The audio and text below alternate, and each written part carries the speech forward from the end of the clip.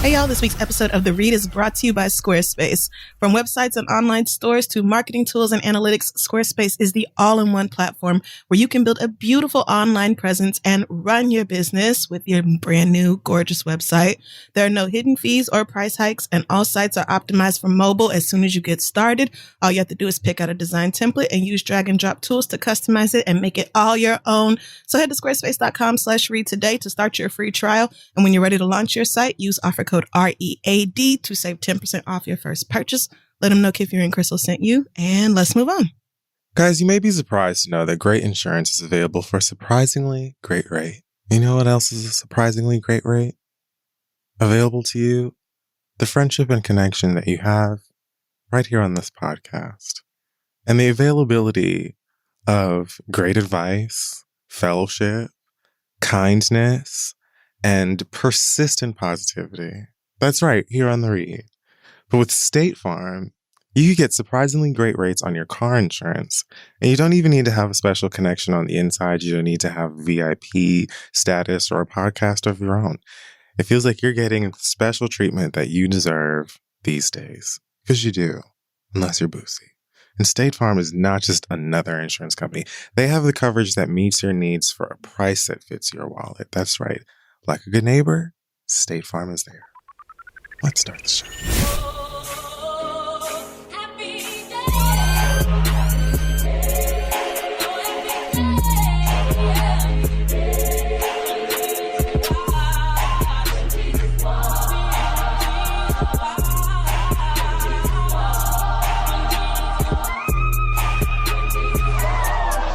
Welcome back to the podcast. Welcome back to you. Thank you, friend, and to you as well. Part 2 Yep. This week. Well, here we are. And thank you for joining us. So happy to be here. Mm-hmm. Let's get things started with Black Excellence this week. Yeah. This is The Read. Thank you for coming back. Yeah, it is. Oh, yeah, that. I forgot. It's cool. Yeah, I'm Miles Morales. And I am Big Sister Naughty Nasty Nina. And here we are, bitch. Despite it all. In the face of adversity. So this week in Black Excellence, giving it over to Louisiana and a group of dads that are doing the right thing, it seems. I saw this on many people's Instagram pages after a local news clip went viral, as the folks say on the internet. So unfortunately, a school called Southwood High School in Shreveport had a pretty traumatic, violent week where 23 students were arrested because of fighting. Some of this was even caught on clips. Yikes. I mean, caught on video. I mean, because of course it was high school fighting. Right. So of course they were on video. All these kids have cameras and phones and all that anyway, so. And they're all directors because they TikTok. And in order to do that, you need to have a shot list. You have to have like... Anyway. The cinematography is on point with these children. They know what they're doing. So I don't even know. I never read exactly what was leading to this stretch of violence. But the kids were going at it. 3 days of fighting, apparently. So I don't know what the beef was about. But after things got way too crazy, a group of dads, local dads, created a group called Dads on Duty. Led by, I'm sorry if I mispronounced your name, Michael Lafitte. Help me, it's Lafitte. That's probably it. It's probably Lafitte or Lafitte. Okay. And so he and a group of 5 dads decided that they were going to put their feet down. And they created this group, went down to the school, and offered some helping hands. And basically what they are doing, the Dads on Duty, is they go down to the school at least someone from the group, whoever is available, Right, will right. be out of the school in the morning. They check in with the office to make sure that they're there, you know, to let them know that they're on campus and stuff. And then they basically just go around being dads. They, you know, give off good energy and vibes and tell corny jokes. Like your shoes untied when it's not. That's what one of the students said. Oh my That's God. what one of the students said. Like, you know, but you like that. You like that. And it's really like, as a Black male who attended public schooling in Dade County, wow, and witnessed many a fight, yeah, and lots of ratchetry, I can say that sometimes when you have that spirit on campus that is there solely to give a fuck about you, not because you know they're getting a check, they're obligated, and they're, you know, emanating that energy that's like, if I could punch you directly in your face myself, I probably would, because I'm sick and tired of your shit. And even as a teen, I understood that and I respected it. It's, as a teenager, You know what I mean? I understood how annoying teenagers can be. I did. But sometimes you just need that energy that reminds you of home, or a home that you would like, or a home that you need, that comes in and is just like, even if they're telling you pull up your pants or make sure that you know, don't run in the hallway or whatever, it's like, you know what? I needed that. I respect that. Right. And it sounds like, you know, they're doing a great job. There haven't been any incidents recorded on school grounds since this whole thing started. The group of 5 has apparently grown to a group of 40 dads. Go off.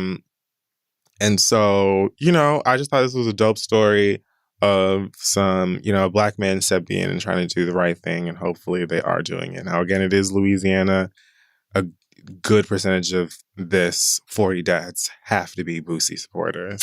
But that's not what we don't have to do that. Yep. We don't even we don't even have to explore that. Nope. We'll just table that concern for a time that it might, you know, some other time, because right now it's about positivity and happiness. Yes. Good things. And this is lovely. And I truly understand why it seems to be working, because it's just something about, you know, the deacon or whatever being at school, just randomly seeing Deacon Harris or whatever in the hallway when you're on your way to the next class, where you're like, I was going to start some shit, but I think I'm going to just keep walking. And also, like, of the 40 dads, how many of these niggas know your mama or your auntie? Right. That's what I'm saying. They from the community. You know these faces. So it's like, you know these niggas. Yeah. So at that point, it's like going down to the park. You know what I mean? Or like being at the cookout, or just like going to ride and bike with your friends. Like, might be a little bit more comfortable. That might be what students need. Good job, guys. Yeah. A beautiful story. Shout out to y'all. Shout out to Shreveport. And I read that Tabitha Brown is opening a vegan restaurant in California. So that's so nice for her. Ooh, I love that for her. The climb. All right. So this week, as usual, we have a pop culture segment. That is called Hello, Niggas. It's never good when you take My name's Winifred. What's yours? Now, she did not say that. She did not say. And now you're gone. She did say that. She did not say. This pussy fell on you. Nope. This is the remix. And it was strong. So strong. So strong. You know.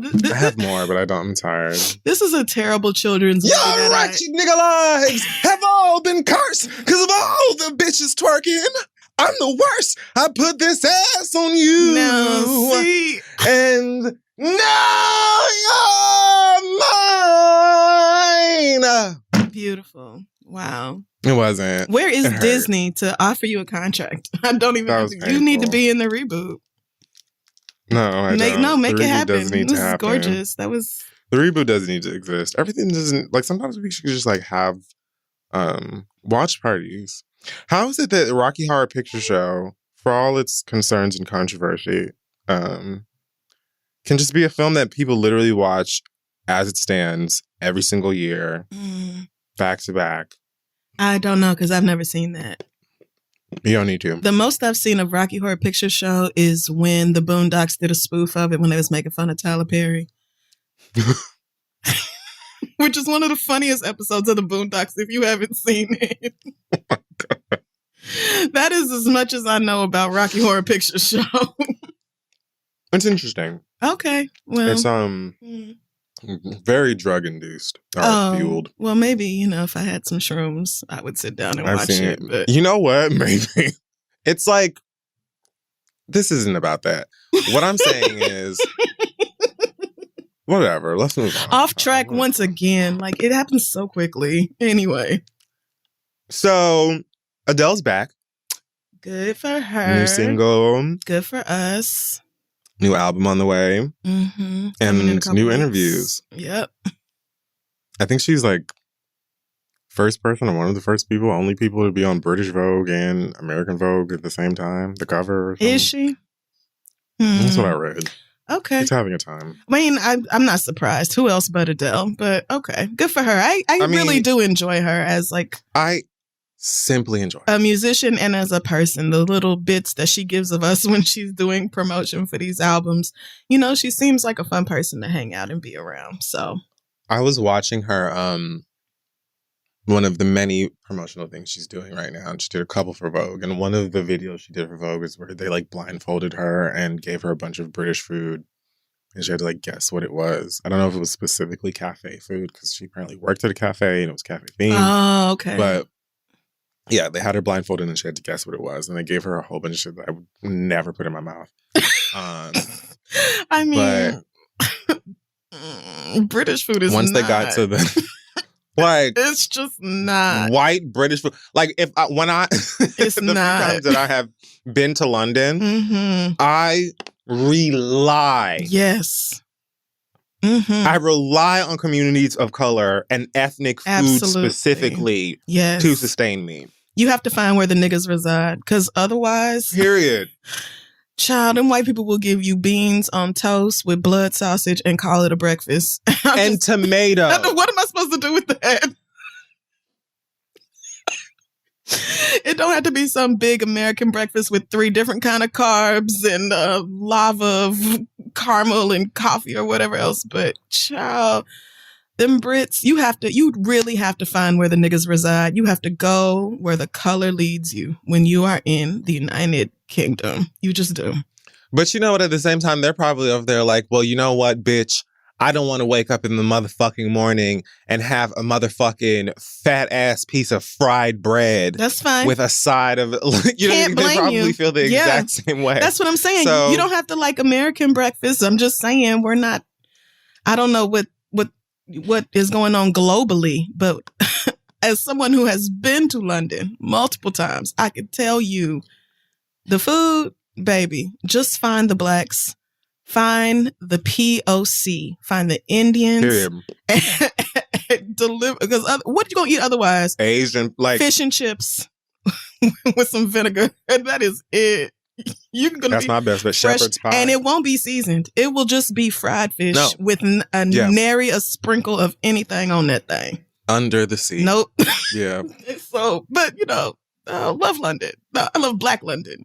Yeah, great place. Lovely, nice. Love how dreary it is. Y'all are just like sunlight. Fuck out of here. Of the place. Yeah, nice mild temperatures. She was in this video and she was eating her English breakfast, and of course she's blindfolded, right? And so she's feeling it up, and she's like, "Is this fry up?" And then when she reached the bacon, she screamed bacon in a way that I identified with, and I was almost emotional. Because I was like, Adele's me and me is Adele. Okay. I don't like they bacon either. It looks more like prosciutto. It always looked like y'all need to throw that back in the pan for a few more minutes and let that crisp I up. don't know what we did with pork over here when we decided to make bacon. Something beautiful. But like Canada and the UK or Britain, England and other portions of bacon for them is like ham for us. It is. We I just like mine fried hard. I don't know if you got to tell them fry it harder, but where's the crisp? It don't be right. It don't be looking right to me, but that's fine. Whatever they do. I didn't even see this video of her trying out these different foods. I saw the one where they ask her a bunch of random ass questions and she walks them around the house. Yeah, they do that with everybody that's rich.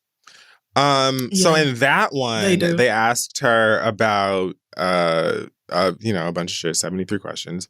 And one of them was to rank Beyonce's best albums or her favorite Beyonce albums. I can't remember how the question was specifically worded. But either way, she said that she needed to be careful because she knew that the Hive might come and kill her. Which lets you know that she is a member. That's my girl. She knows her people. Yep. Has never been fake about her adoration for Beyonce. So her answer, I think we got a top 3. And her fave on top was I Am Sasha Fierce, which she described as a sublime double album. Then Lemonade, which she, cried over after she won a Grammy and said Beyonce deserved it. Did. And was correct. She loves that one. Not lying. And she, we all agree. Felt it. Yep. Adele said it. And then she said that she had a toss-up for the last one. But I'm going to go with my gut, she says, and my heart. She voted B-Day. Isn't that and I feel fun? like the toss-up was between that and 4. I mean, how many other? Are the only other ones? What? There's Dangerously in Love and there's Self-Titled. Right. So maybe Self-Titled would have gotten there instead. But I don't know. 4 has a special place in my heart. Don't really know. As mine. Where Adele would have ranked these albums. I will say you had to be a stan to say that I Am Sasha Fierce is sublime. Like, don't get me wrong. I love it and #her. But I've never heard anybody use the word sublime to describe that that project. I think Single Ladies and If I Were a Boy meant a lot to white people.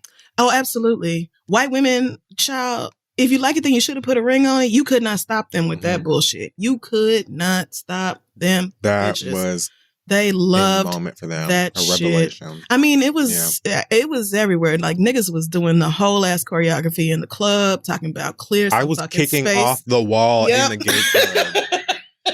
At however fucking old, pretending they had a ramp and shit, running all up and down. Yeah. Literally doing backflips and J-setting and shit, and like I had something to prove. Right. So this makes sense to me. This sounds like a white woman's rankings. And I do recall the way that she talked about Lemonade and how she knew that it meant so much to the Black women in her life. On top of her loving it, she was like, obviously there are parts of this that I don't really connect with, but I know how much it means to everybody else. So this order should have made her Black friends feel empowered. Right. So this order makes sense to me. So good for her. Like, and she knew the Hive is crazy, so she knew people was gonna have something to say. But this is a solid ranking. Y'all leave Adele alone. I just want to kiss the back of her hand. Is this the back, the part you kiss when you're yeah. But like Prince? I was gonna say like they do with royalty and shit. Like on Bridgerton and shit. Yeah, when they like courting each other. Yeah. You want to like have that bitch bow or something. Your Majesty. I just love her. Oh, She's wow. So nice. That and is I love her sweet. accent. Oh, me too. I'm not going to try it because I feel like I've pissed the Brits off enough let's just leave with dragging their food. So I won't do it. But did you see where she was talking about putting them Bantu knots in her head? No, I did not see that, but I was going to say congratulations to my Jamaican fave. And oh, God.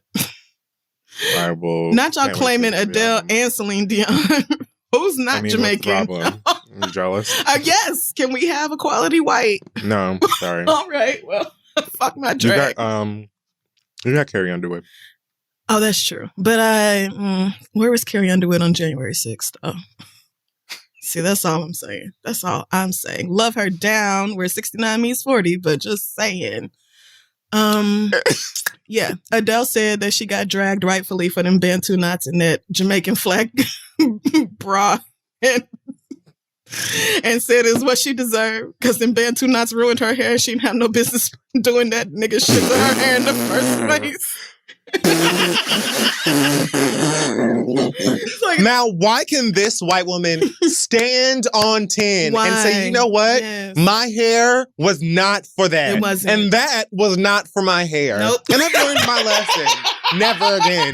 Like, why is it like, how can... I don't know why the rest of y'all can't do that. Why the rest of y'all are like, fuck y'all. Why is it so hard? I'm going to bronze myself down and there's nothing you can do about it. Like, there's that side, and then there's the Adele side where they're like, I just thought it was a cute hairstyle and did not realize what I was doing, and then took it out and half my shit broke off because it wasn't meant to be wrapped and gelled and twisted the fuck up like that. Like, Meanwhile, Jamaicans saw that shit and saw that picture of Adele and were like, Bala!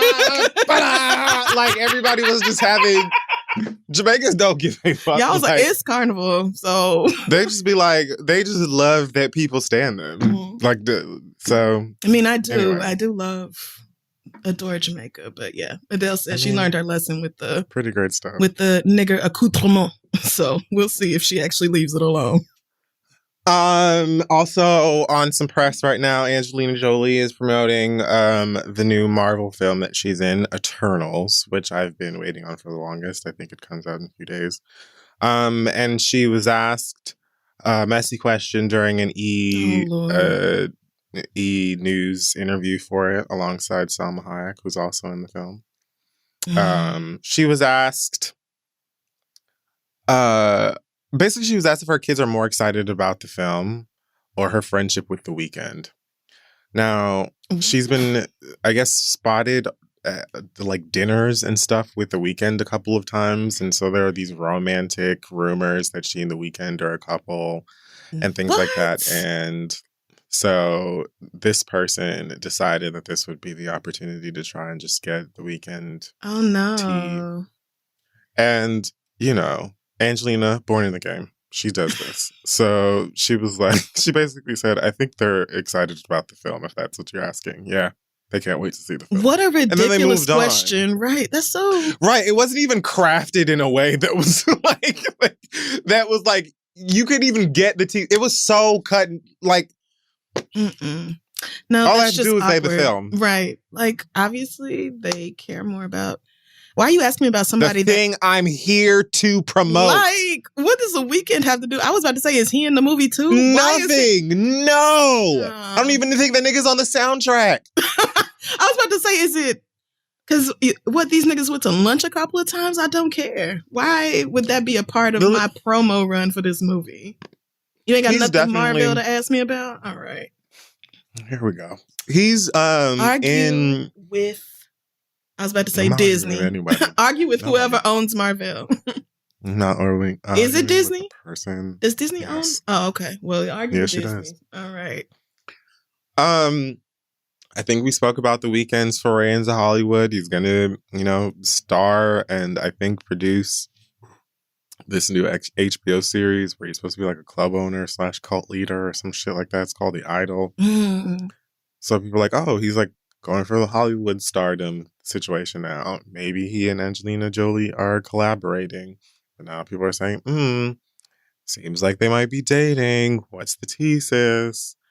And for me, I'm just like, can y'all just continue to ask motherfuckers about this fucking movie that I want to see? Because we've been waiting a long time to see this shit. And it's Angelina Jolie in the fucking MCU now. Like, let's get to it. Also, Brian Tyree Henry's in this film. Stan him. Yay! This is the movie that Kumail Nanjiani got all buff for. Oh, right. So that's this. Eternals. Jon Snow. Jon Snow's in it. That's not that man's name. But I know who that is.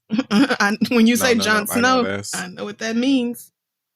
His name is, oh my goodness, what's that finance man's name? Kit Harington. Yep, that's right. Okay, Kit Harington is in it as well. And so I want to go see it. Oh, no. I probably will. These reviews are terrible. Movies. I think you have to go to the movie. Yeah, I heard it's not great. But I still want to see it.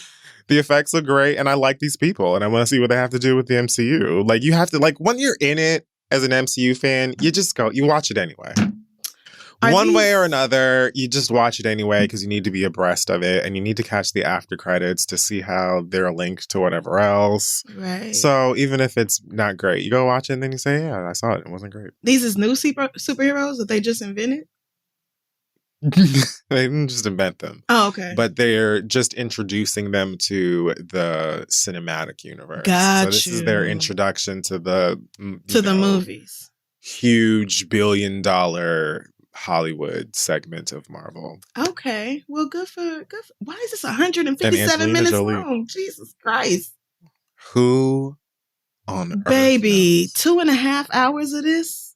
We must be telling the whole story. Oh, they're an immortal alien race. Yeah. Oh, you already knew that. That's why it's called Eternals. Are they not all eternal? Are they not all? Oh no, I guess some of them died. Old boy died. Robert Downey Jr. He's not an Eternal. Right, that's what I was saying. Aren't all superheroes Eternals? But guess not. No. Okay. Nope. No. Got that. All right. No. Just Robert Downey Jr. was just a rich white man. Much like Robert Downey Jr. Yeah. Wasn't he Iron Man? Yeah. Okay. See, so if Iron Man can die, then I guess he's basically just a computer. All right. Well, I probably won't see this, especially if it's only in theaters, because like I said, saving that for Black Panther 2. But let me know if it has... You got some time. Let me know if they have a Black Panther reference in this, and I will consider streaming it on Disney Plus. Rumor. When it gets Actually, there. I'm not even going to get into that rumor. Let's move on. Okay. So speaking of Hollywood gossip, romance, drama, tea, mama. Apparently Drake and that MILF are no longer together. You remember the nope. lady that he was on a date with at Dodger Stadium, and they had he rented out the whole stadium, and they had like a fancy SLS hotel table out in the middle of the field, and then they I don't know, they're eating caviar. When the hell did this happen? You don't remember? Like, he was on a date. Remember, he was like, okay, Drake was on Nicki's live when she was with Bia, and then he said Bia was fine or sexy or something like that, and then Nicki's loud ass was like, "Don't be going on my live. You need to go with your big booty ting." Oh, and then this is the big booty ting. Yeah. Okay. She put him on blast for that, and then I guess the big booty thing was upset, and so then he seemingly rented out Dodger Stadium, and then a helicopter man was like, "I just happened to be flying over the stadium, and I saw Drake on a date with Amari Bailey's mom," who is a kid who plays for Sierra Canyon. Now it's making sense to me. Son's team. He's roommates or he's teammates with LeBron's son. Yeah, I think they play on the same and high school team. I do remember that clip of Drake yelling at the ref at Bronny's game, like, "What are you doing?" But yeah, he's being a stepdad, so now I get it. Now it's making more sense. Apparently that's over. Oh, damn. Okay, well, all right. Yeah, probably went all downhill since then. For what? Well, no, never mind. Let me not ask for what. Since we all found out about it via this motherfucking random person from ABC7 flying his ass over here and putting their business on. But I mean, okay, you're Drake and you're outside. Right. On like an extra luxurious date that likely many of the people who work for this stadium were buzzing about and said, "Hey, did you know that Drake's going to be renting out the stadium?" I was going to say, it's not like people kept it a secret when you have an entire stadium reserved for yourself. Niggas TMC was like, "Bitch, the choppers will be in the air. Just let us know." They're there now. When they arrive.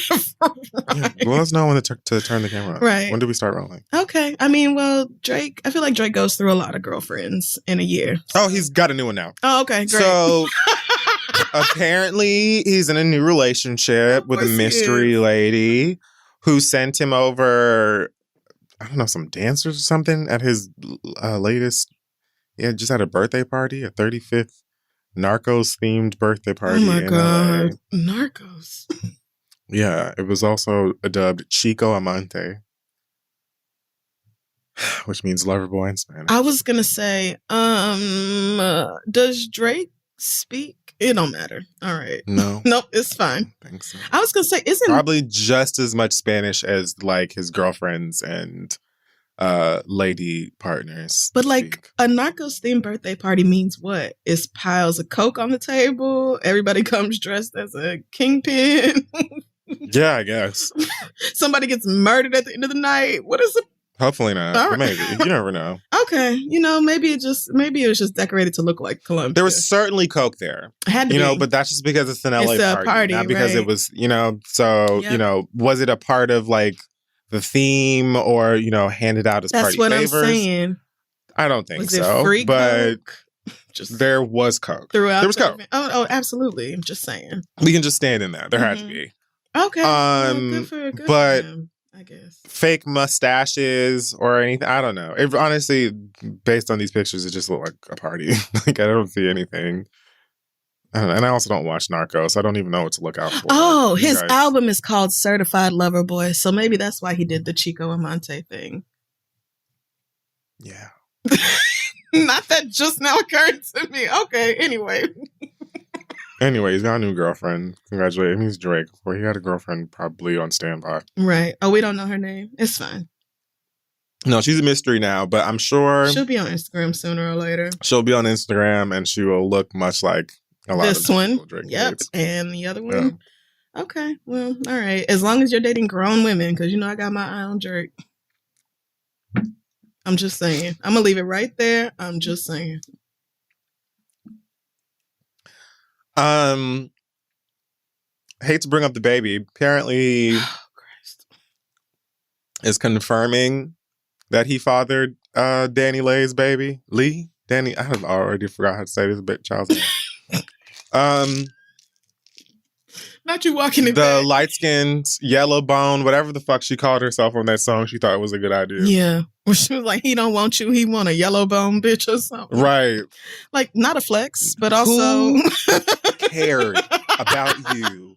Nobody. In the construction and production of literally no one. Absolutely not one single soul. But so he's claiming this kid we all knew was his anyway? All right.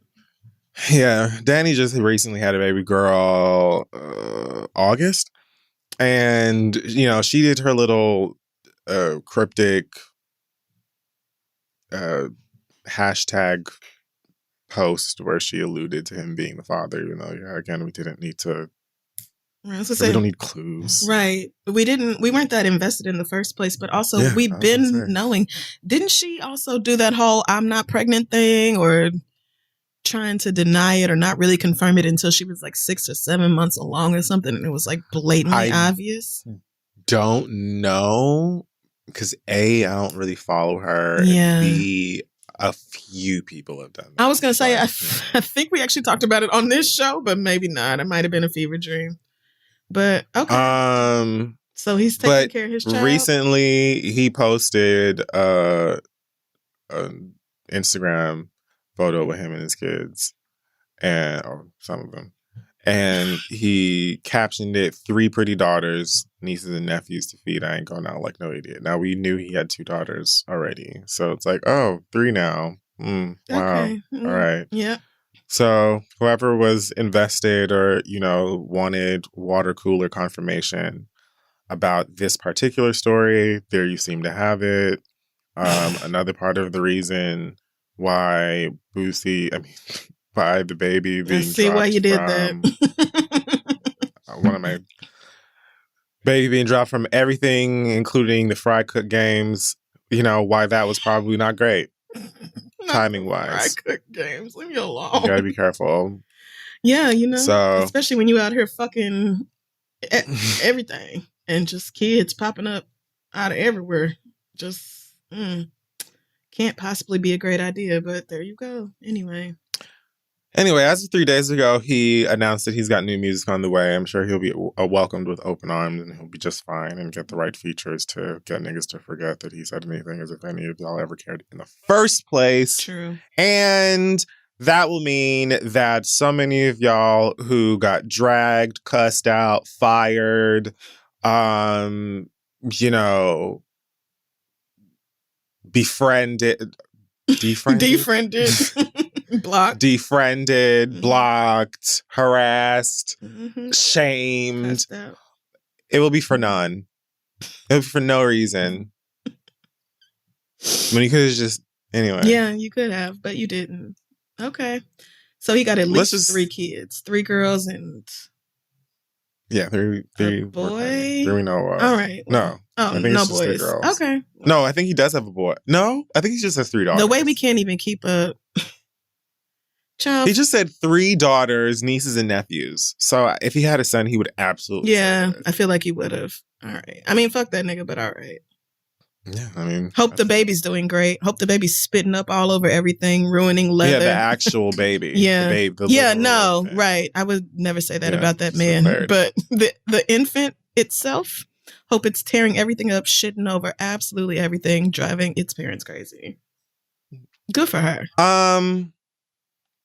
Let's just go ahead and mention Tory Lanez then, since we're at it. He recently tweeted, "It's crazy, music hasn't actually been sticking lately. Like, all of our favorite artists' music is not lasting with us longer than 4 to 5 months. Real music must come back into play. Real emotion, less repetitive and redundant." And I just bring that up to remind Tory Lanez that, nigga, your biggest and brightest records are all you fucking sampling and unnecessarily singing over songs that came out when I was sitting outside the FAFSA office waiting for my friend. So I don't understand why you're sitting here talking to us about anything in regard to music being repetitive and redundant. Please go to jail. He said this as if I'm done. As if he makes original, groundbreaking music that blows our minds, and he's just doing things with the notes and the stanzas that the girls have never heard before. Sweetie, you're no groundbreaking artist. And had you not shot Megan, I would never be thinking about you in any capacity at all. We literally only talk about you because of the way you assaulted somebody who actually has talent. So this... Nigga, not only that... This declaration... It's not making sense. I don't even remember what song it was. But prior to the Megan incident, Tory put out a song and I heard it and I was like, I think I actually like a Tory Lanez song. It was a rap song and it had a feature. I don't even remember who it was that was on it. But I was like, oh, this song actually kind of goes. First time in my life I heard something about Tory Lanez, I actually, think it's not bad. Oh, maybe 2 weeks later. Yep. They ruined it. Immediately ruined it. Immediately. Niggas will do that. So it's not even just fever from you shooting Megan. It's literally like, girl, we hate it. When? Where have you ever been groundbreaking, innovative, or anything the fuck else? No. You're not that. What? You're just like the rest of these niggas who put out albums and 90% of it is features that was written by somebody else, and everybody is just doing this shit to try to get something that will chart as high as possible. Like, Tory Lanez can save it talking as though he is Prince or some shit. Like, you're not reinventing music over here. And you need to pipe the fuck down. Why are you even on the internet? You need to be over there worried about going to jail and or back to Canada. That's what you need to be stressed out about. I actually can't believe he's even still allowed here. Like, I feel like at the bare minimum, when this is over, he ought to be kicked out of the nation. But yeah, I never need to hear from Tory Lanez ever about anything other than how much he hates jail. That's all I want to hear. Go to jail. Go to fucking jail. French Montana was also recently upset by the discussion of music, specifically his. Another one who we don't care. We do not care. Why are you guys talking to us? French Montana? Who gives a shit? The true groundbreaking girls are just the ones who do things a little different or come at the... It's like they don't speak. They don't post. They never leave the house. Nope. You're lucky if they even remember that they fucking did music. They never, ever, you know what I mean? You have to beg and plead and scratch and claw Sade. to get them to even hello. I'm talking Andre to you. 3000. I'm talking to you, girl. The people who deserve to say this shit are never the ones who actually say it. You know why? Because they're secure in their talent and what they do, and they don't have no need for validation from niggas on Instagram. Unlike Tory Lanez and whoever the fuck you just said, French Montana. So you guys were bored at work, as you usually are. And I understand. Yep. And so this past week's bored at work fun time game was, hey, in the theme of Squid Game, Netflix's don't do that. most popular show or whatever. Y'all keep doing this. They said for the next game, you need to name 5 French Montana songs without features. And then they posted all the Squid Game niggas. And then this just led to an absolute mob of responses of people that are basically like, oh, so this is where I die. You've never watched Squid Game, of course. No, but I read the summary on Wikipedia and it does sound very interesting. If it wasn't so violent, it's pretty good. I would watch it, but no. Mm-mm. They made it sound like it was way more violent than it. But that's you, right? See, yeah. So, you'd be like, MMA could use a little more blood. So yeah, no. Where's the viscera? We are on opposite ends of the spectrum when it comes to violence. So that reading it was enough. Really like. I'm not like gore, but I've just watched enough to be like, oh, this is fine. I mean, you enjoy watching violence. I do. You do. And it depends. You're not the only one. It's not like a flaw. Not just like mindless, ridiculous violence. You know, whatever. I'm not even going to get into it. So it's fine. The girls were like, "Oh, so this is where I die." I'm definitely dying at that point. I guess I'll just do it myself. You know, with a gun to the head, all that kind of shit. Because a French Montana song without a feature, like y'all, like niggas really just be having fun at work when they should be working. I can't even name somehow. I can't name 5 French Montana songs with features. Hello. So I'm the one who dies in the first episode. That would be the one. I'm not making it to the end of red light, green light, or whatever. I'm not. And that's where they clear it, right? Like red light, don't green they kill light like half them niggas? They cleared them thanks. Bitches. Like, no, thank you. If you wanted to know how they were going to narrow it down, red light, green light is the game. That was the most sadistic shit. Oof. What a fun show. No. So, really colorful, great set design and art. I mean, the overall message behind it kind of reminded me of Parasite a little. I said, what's going on in Korea? Yeah. What's going on? The girls have a lot to say about the rich and the state of the world. Fire. Yeah. But that's another part of the reason that, like, I saw clips from people who were up in arms and still are about translation, dubbing, subtitles and stuff. Yes. There are certain, like, themes that are very specific to stuff that's going on in Korea or has been that I think some people felt like was lost in translation. I believe that. No, you need to get it. That's why you need subtitles instead of dubbing. I refuse to watch that on dub. Like, I'm not even one of those people who watches like anime and stuff and like, no dubbing ever. Because some dubbing, especially to like these days, is not that bad. But that for me is animation. I can't watch live action. I can't. I don't even care where. I can't do it. I would rather hear them speak the language that they are speaking and then just read. It's fine. Yeah. Anyway, so French Montana responded to the Squid Game with a list of a bunch of French Montana songs without features. Here they are. Ain't Worried About Nothing. Nope. Sanctuary. Nope. Fuck With Me, Get Bagged. Nope. Don't Panic. Shot Caller. Everything's a Go. Famous. Devil Want My Soul. Henny and My 4-4. What It Looked Like. Salam Alaikum. Hotel Bathroom. I'm So Special. Water. Then he said, now eat a dick. I'm dropping a solo track this week. Unfortunately, we don't care. All that this really proved is that French Montana is the only person who could win this. Right.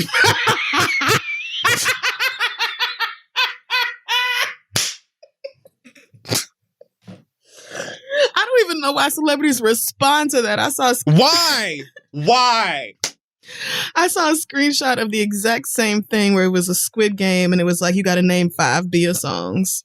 And Bia responded and was like, girl, fuck you. And it's like, but why would you even like, I mean, I get it. You're human. Everybody has a breaking point, but like, yes, of course this is going to piss you off. Of course this is like, this is a fruitless conversation. This is a pointless interaction, but all right, girl. I don't give a fuck. Not one flying fuck about French Montana at all. You raise a great point, though, which is the same thing I'm thinking. It's just like, a lot of the times niggas just be bored or whatever, just fucking around on the internet. And some of this shit is, not nice. It's fucked up. It's shady. A lot of it really shouldn't even be said. But for the most part, It's like niggas just be either off the clock or on the clock or whatever, just bored, fucking around, trying to get some laughs in the world that sucks. Yep. And they throw PR offices into flames. For those of you niggas who have publicists.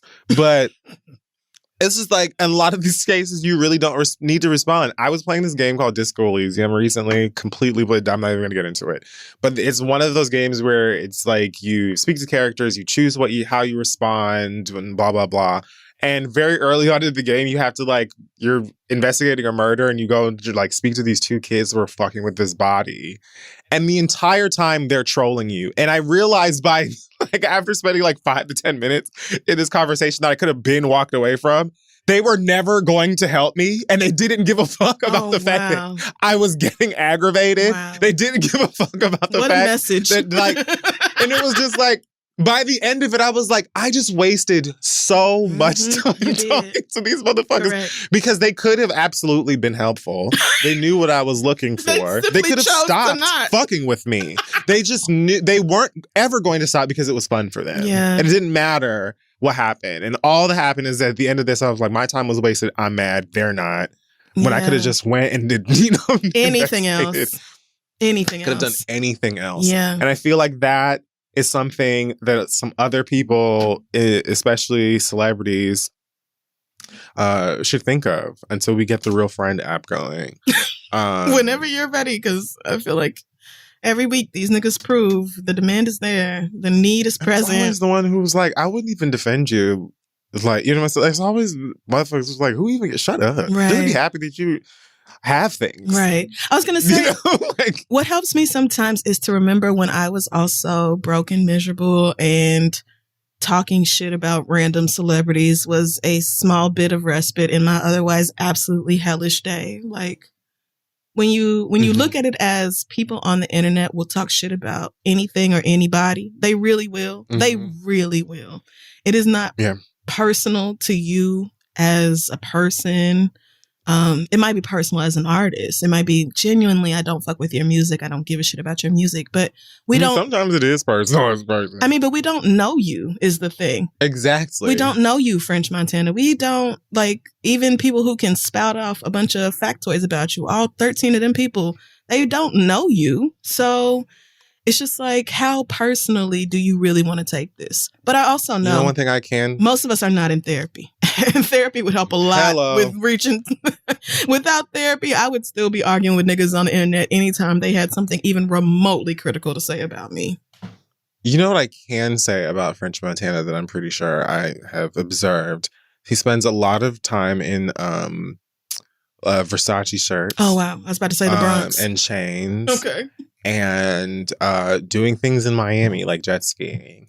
And I feel like, why not do that instead of, but ego and music? Again, you're a person and whatnot. And it didn't. That's what I thought you were, but change the fact that arguing, the meme was funny. It didn't change the fact that the meme was funny. It didn't change the fact that it was true. I was going to say, the problem is that it resonates with so many people. Yes. Like, if you'd have been like, name 5 Jay-Z songs, or you're dying in Squid Game, that's not difficult for most people. Yeah. Most of us can name 5 solo. Happen. No one would do that. Right. Because we can do it. Nobody would say, name 3 of Mariah Carey #1s or something. Like, girl, this is too easy. Yeah. Like, we can all do that. Like, what are you doing? Like, is this supposed to be fun or something? I don't know. Right. But what's the game? Name somewhere Tory Lanez belongs other than Canada or jail. That's a hard question. What are we supposed to do with that? We don't know we can't do nothing with that. Name 5 French Montana songs without features? Girl. When most of us can. 5? Baby! 5. We can't name 5 with features. If you would have said 1, I would have just a single tear would fall. No. And I would say, call my mom, call my dad, tell them things. Tell them, can I record a short video for my nephew before I die? Please. The only French Montana song I know is Lockjaw, and that's with Kodak Black, and I can't listen to it no more. That's his song. Because Kodak Black is such a terrible fucking human being. So I really, I'm going to perish. But, that's why it hurt. That's why it stings. That's why it stings. Bless his heart. Last but not least, we unfortunately have another chapter in the Boosie, Lil Nas X ridiculousness. Christ Jesus. Lil Nas X was on Instagram Live where he joked that he has a song coming out with Boosie, which was very clearly a joke. Obviously, nigga. Like, y'all are obviously not working together. I can't believe niggas. You see how much like naming a French Montana song without a feature is clearly a joke because it can't happen. That's what this was. That's what this is. And it was so light. I mean, so light. Like, I know the Boosie fans and the homophobes are like, well, he started to be... He didn't say, I fucked Boosie in his ears last night, right. Which also would have clearly been a trolling ass comment. But he was like, oh yeah, we got a song coming out together. Right. Boosie's response, stop trolling me, faggot. LOL. You a whole bitch playing with a gangsta. SMH, you can keep sucking dick and getting fucked in your ass and peace. And hashtag you hate yourself. I would too if I was you. I mean, you do. Yeah, you definitely do. LOL. Nas X, if you hashtag commit suicide, you would do this world a huge favor. Nobody wants you here. Wow. This is the most... I'm not even going to dive into like all of the, oh my God, and do better and whatever. Like, funny enough, I'm not even going to get into it, but Azealia Banks. I saw it. I saw it. Listen, cleared. Even a broke clock, child. Broken fucking clocks. Bitch, what in the junior high school locker room? Y'all niggas gotta graduate your state of mind. Like, at some point, what? Who says that? Literally, if you commit suicide, you'd be doing the world a huge favor. Nobody wants you here. Is this middle school? Numbers literally prove that currently more people want Lil Nas X here than you. And that's not to say that you should commit suicide. It's just to say that what you were saying is just factually incorrect. Mathematically, scientifically, it just doesn't, you know? So we can start there, but also, are you good? Who do you need to speak to besides a judge? I just want it to be over. Who was that? Keisha Cole? Yep. Pretty sure. I just want it to be over. And I know that at this point, much like, Dave Chappelle capitalizing off of hatred, that's kind of what is happening here because, the more that Boosie says, fuck gay people, fuck Lil Nas X, et cetera, homophobes that support him, a lot of them new Boosie fans, by the way, simply because they agree. Yep. They're like, hoorah!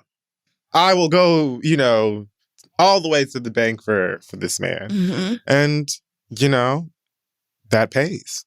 So there's that level to it as well. But I'm just like, girl, anything else? You don't got nothing else? You don't have like a fucking Z-list sequel to make to that shit movie that you just made? Seriously? Commit suicide because the nigga said that you have a song coming out together? Like, that everybody knows? Right. Like, that's so clearly a joke. I hate that niggas are acting like it was some legitimate basis for the shit that Boosie said. Like, girl, it was nowhere near that serious. The reason that Lil Nas X would even comment on Boosie, the reason he even commented on Boosie is because Boosie has made so many comments about him when that nigga was never talking to Boosie ever. Just existing, just working, just making music the same way that Boosie does. He's had so much shit to say, some of which never even received a fucking response. So now we're supposed to be sitting here acting like, oh, this has just been a tit for tat thing. Everybody gets on my nerves. I'm so tired. Of course, Montero responded. Well, he later tweeted, I am truly saddened. I've never been so mortified in my life. I can't believe Disney Channel has yet to play Halloween Town this entire October. And it's true. I really love the youth. I do. I love Gen Z. And like, a part of me, when I read this, was, of course, entertained. And also like, damn, nigga, you ain't got a Disney Plus? But that's where you find it. Did I ever see Halloween? I don't think I've ever seen Halloween Town. I saw the other one, Hocus Pocus. Oh, I mean, well, that's the better. No, I'll watch. I mean, and it's Halloween Town's a Disney original, a Disney Channel original movie. Oh, Disney Channel original. Okay. Yeah, it was one of those original. Okay, they used to do an original movie, like every month, and they would draw out the little mouse ears with their little wand. Yeah, you're watching Disney Channel. But a lot of them used to be really good. If you grew up in the Disney Channel original movie era, some of those were so fun. And Halloween Town was just a classic one. And then they did like 2 or 3 sequels. I don't remember anything. I don't think we need all that, but I do vividly I will watch it. I feel like I've told this lie before. I'll watch Halloween Town. This feels like a lie that I've said before. I mean, but it's the closest thing to like a Halloween scary situation that you will watch. Oh, damn. Really? It's scarier than Hocus Pocus? No, not at all. That's what I'm saying. On the same level. Disney Channel movie. Yeah, no. The level of horror. There's a girl who finds out that there's a whole town somewhere where Halloween is like every day. And monsters and stuff are real, but they're nice.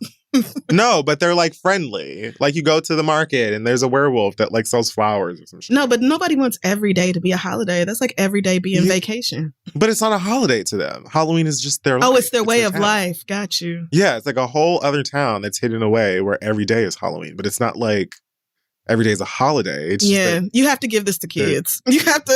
I mean, it is giving to kids. That's what I'm saying. Like, why is my big grown ass sitting here trying to dissect this? Bitch, it's not for you. Nostalgia. It was for you 30 years ago. It is not for you now. Shit. Okay.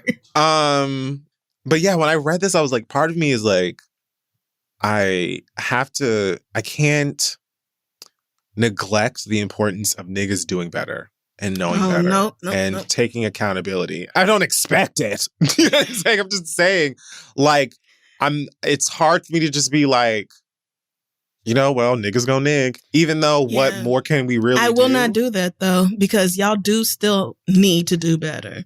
The standards are still there, even though I acknowledge that y'all will never meet them. However, there was a tiny part of me that was like, I'm happy that there are more young people, queer young people, who are like, suck my dick. Mm-hmm. You know what I mean? Like, what is your problem? Right. Do you know how fucking ridiculous you sound? Like, I'm actually just gonna laugh at how fucking ignorant you are. Mm-hmm. And it's like, to me, I feel so conflicted because there are still queer people, trans people, people who are a part of the community that are losing their lives, that are literally like experiencing harm on a regular basis because of the types of, ideas and practices that niggas like Boosie perpetuate. So like I can't in my grown ass, being of today just be like, oh, let's just laugh at these niggas because it's not that simple. But when I saw him make this tweet, part of me did be like, yeah, because I know that, right. Because I know that shit probably pissed Boosie's ass off. It did. Like, ain't nobody stunting you, ho. I just want y'all to remember that, like, Boosie facilitated the sexual assault of his own child. Please! Thank you! I don't even know why y'all are arguing about Lil Boosie versus Lil Nas X when Boosie, like, literally hired a woman to assault his underage child. Why? And bragged about it. Right. And this is, like, fully a thing that niggas are applauding him for or choosing to ignore and... Better than being gay. How? How could it possibly be? Some of us aren't traumatizing our children in their adolescence, Some of us are just letting them be children. I still haven't decided if Boosie is, a closeted homosexual who got a taste of something that he really liked in jail and misses it every day, or if he was bitten by a fag when he was 3. Yeah, I don't know either. Or if he just hates gay niggas, I really can't call it. But either way, it's like this level of obsession you have with the leg booty community is so weird.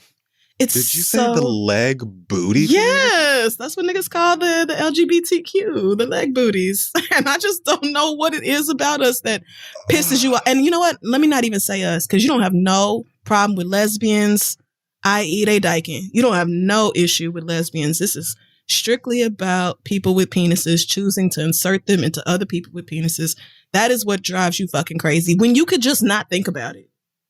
You could just not. Well, according to you could just not.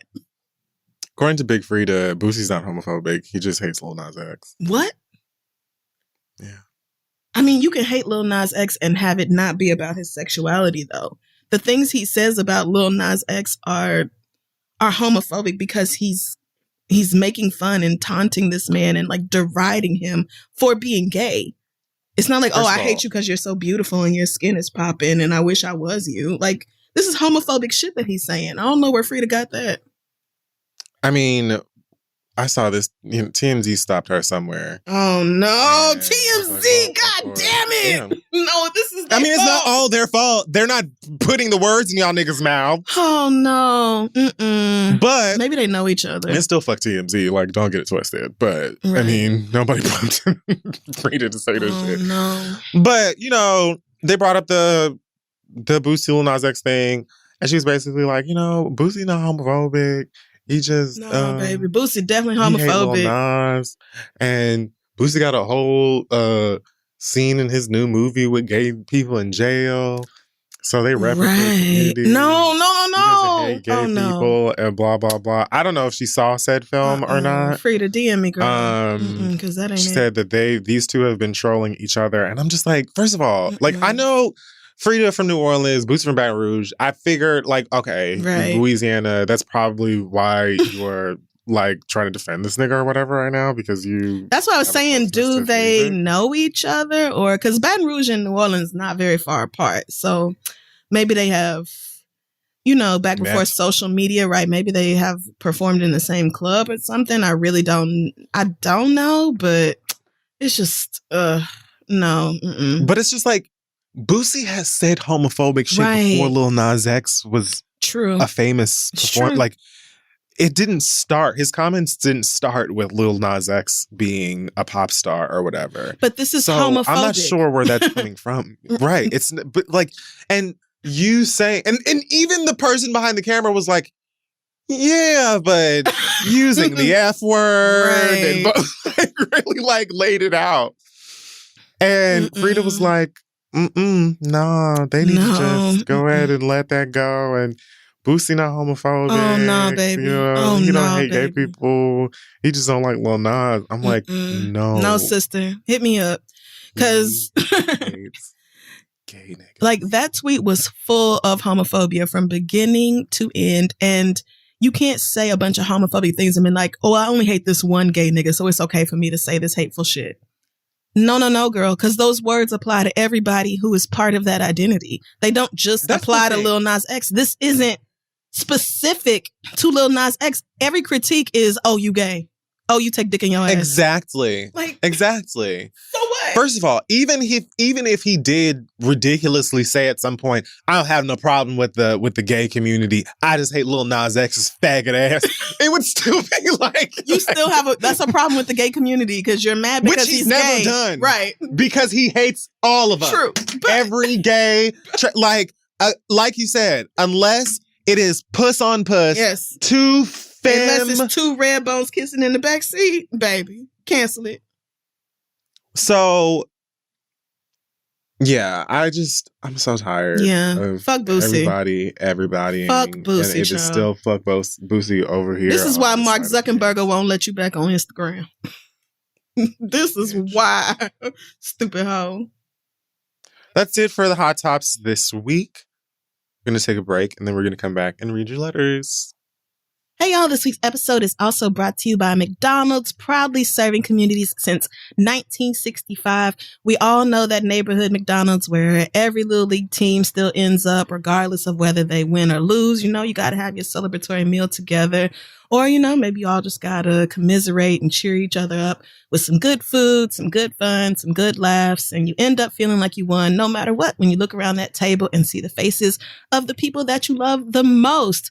You also can always depend on that McDonald's Wi-Fi when you need it. When I first moved to New York City, I definitely stayed scouting out the different McDonald's so that I could go in and order one thing and sit on their Wi-Fi all day. And who amongst us has never been to a McDonald's birthday party at some point in their life? You lying if you say no. My 5th birthday was at McDonald's and we stacked up the Big Mac containers and tried to see who could do the most before it fell over. Like, good times. There's even a good chance you or somebody you know got your first job at McDonald's, maybe your friend Calvin, or, you know, maybe you stopped by a bunch of times during your best friend's shift trying to get a free McChicken or something. We've all been there before. Plus, when you're on a road trip, we all know that it's the pit stop destination you can rely on during road trips, girl. If it ain't nothing else on the side of the highway, there is a McDonald's. If you drive up to McDonald's on a Thursday evening and it's especially busy, it might be bingo night. You don't know what the elders is doing in there. McDonald's has been a part of the community since 1965. Kid Fury's loving it. I'm loving it. You loving it. I'm loving it. We all loving it. Yeah.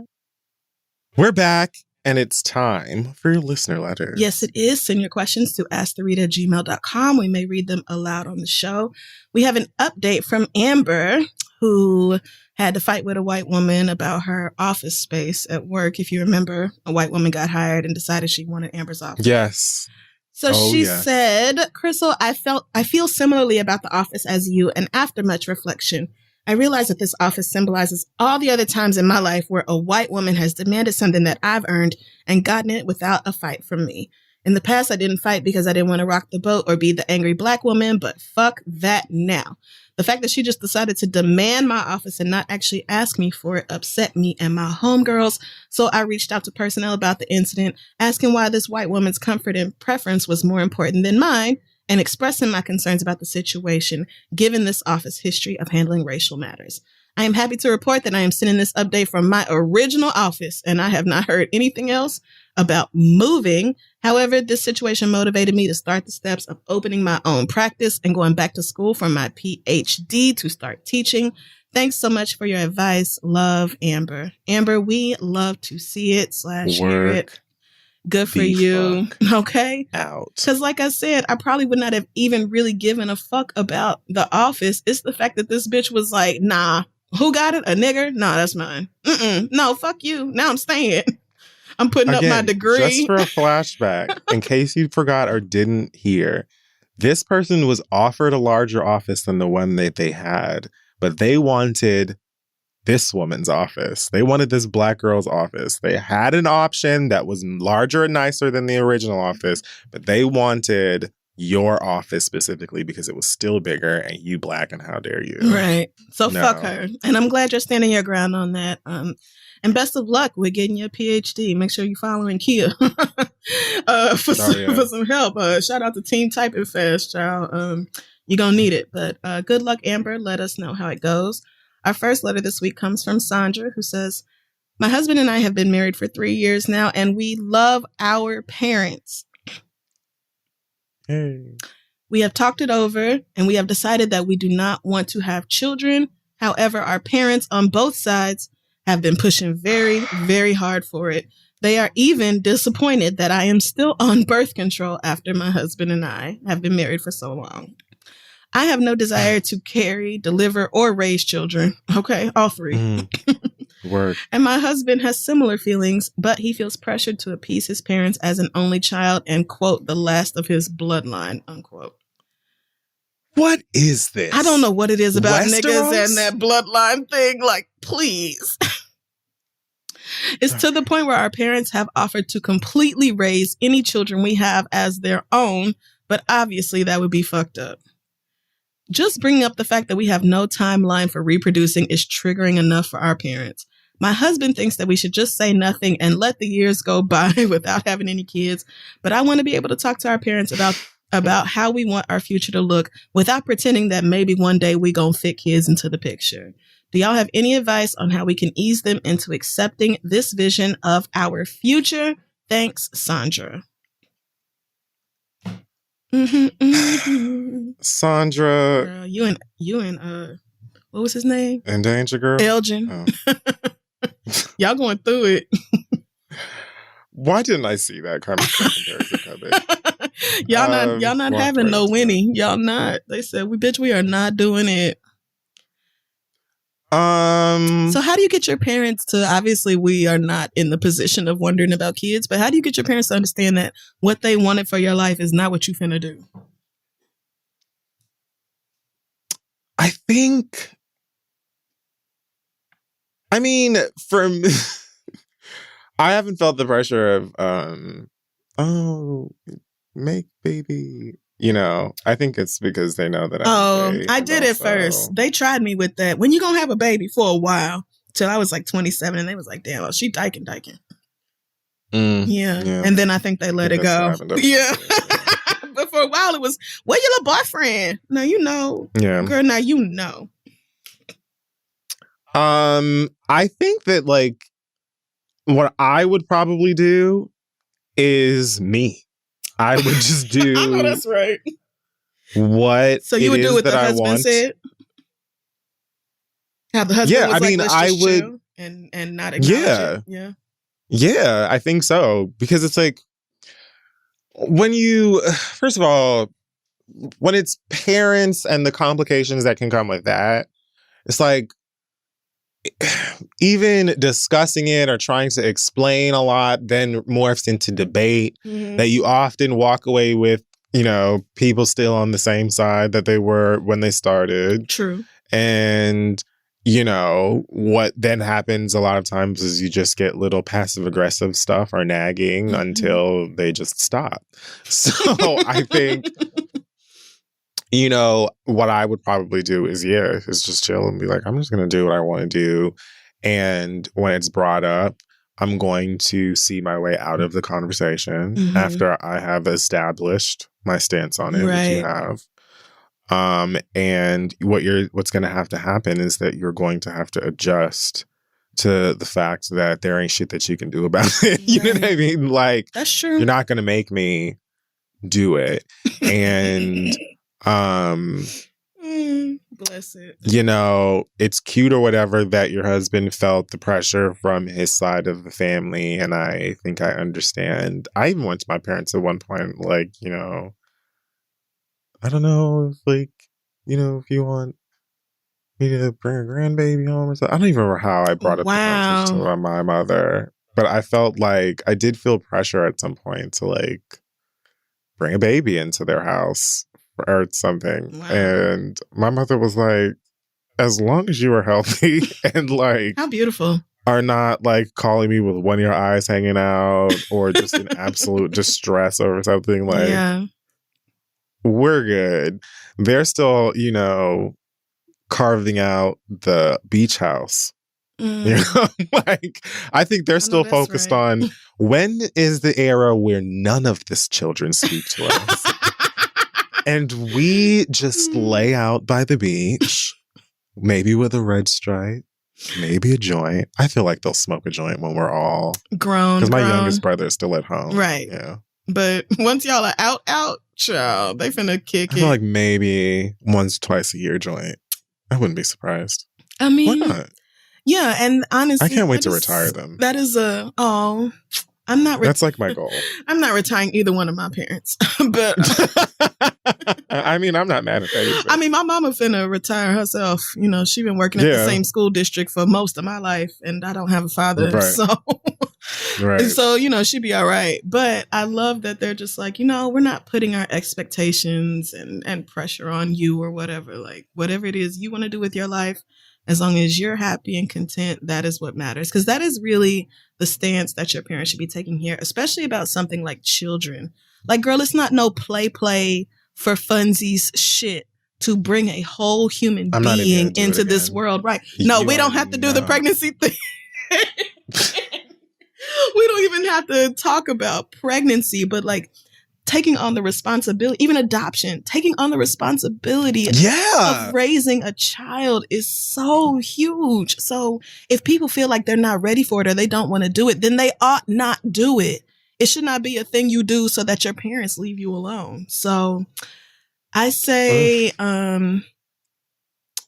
if you want to, you feel like you want to be able to talk to them and your husband says, you know, just say nothing, then I would be like, I'll say nothing as long as your parents say nothing to me.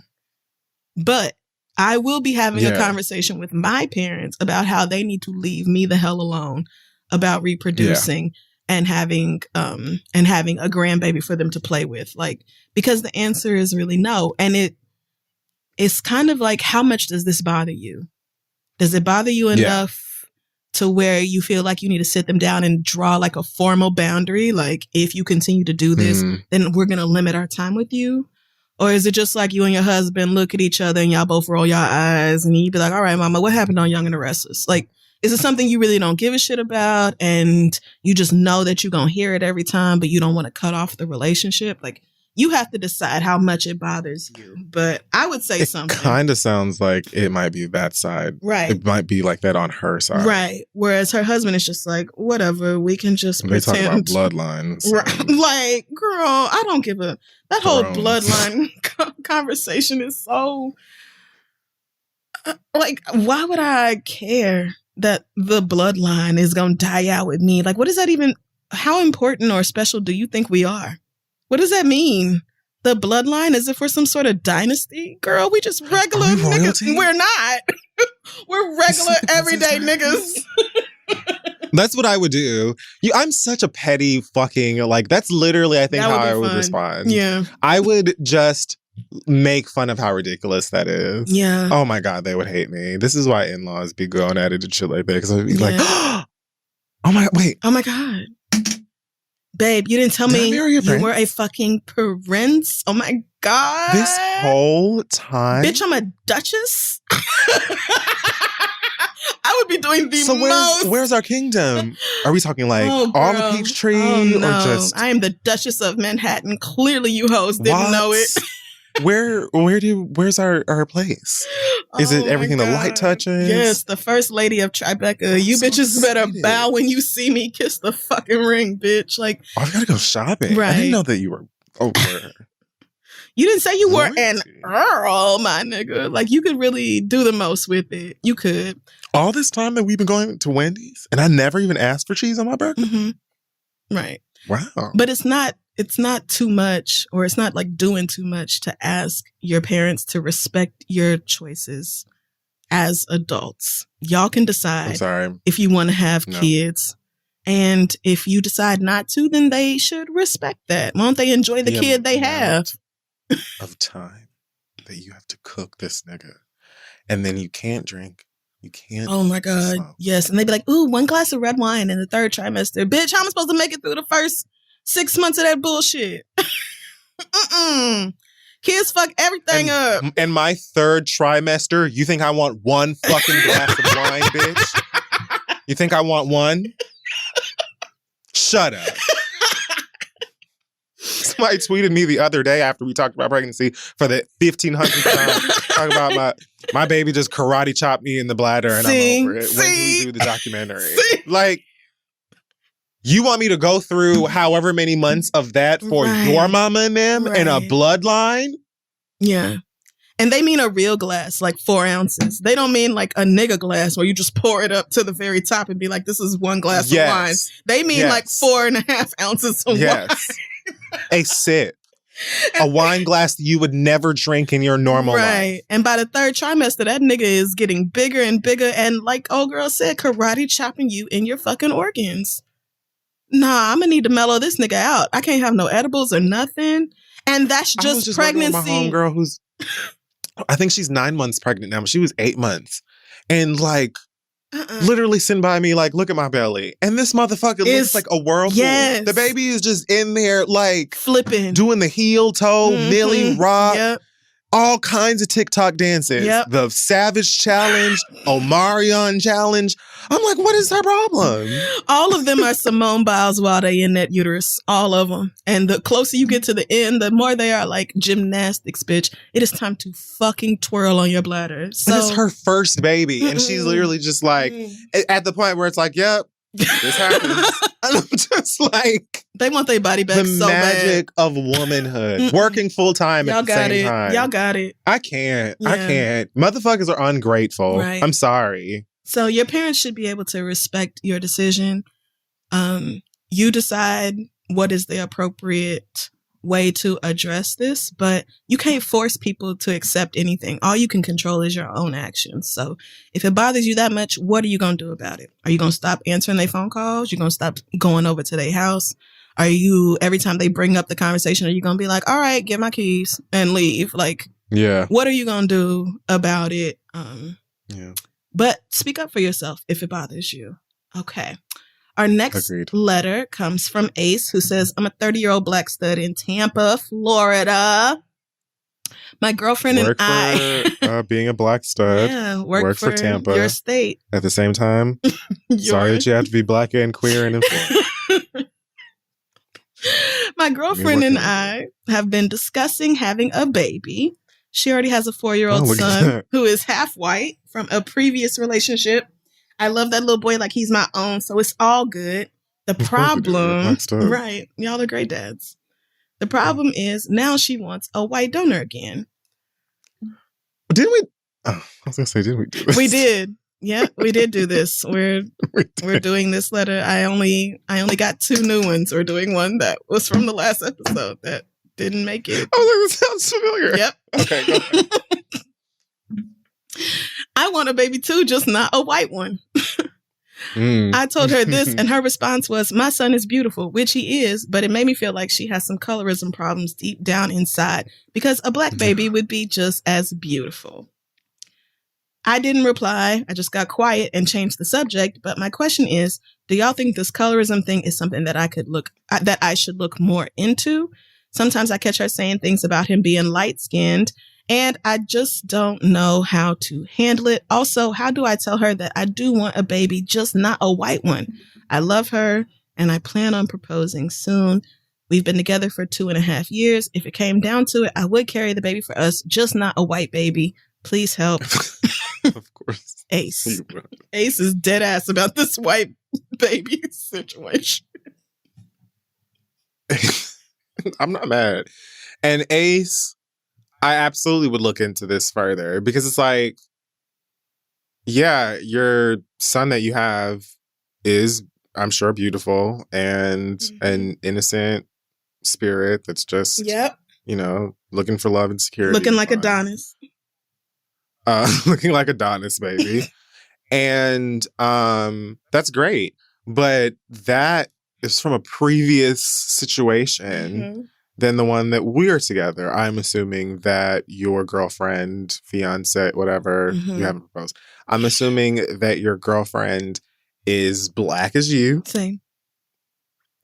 And for me, again, the few pockets of time I've spent in my life considering being a parent, I've always said that I would like to have a child that would look as close to what I would expect a kid would look like if we had one together. You know what I mean? Like, I'm sure that for many queer parents, it's just like, oh, I just want to be a parent. I don't care.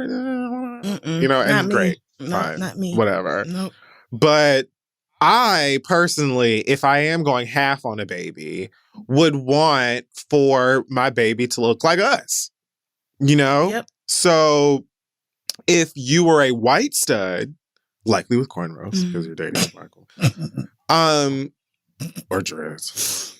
But if you were a white stud and this girl was like, oh, I want a white donor, or if your girlfriend was white and was like, I want a white donor, I guess that would make more sense to me because it's like, I'm white. Well, no, if you know what I'm saying, like, I'm white, you black, blah, blah, blah. Like, let's get a mixed baby. Right. Fine. Whatever. Let's get a mixed baby. Yeah, like, I can see that. That would make sense to me.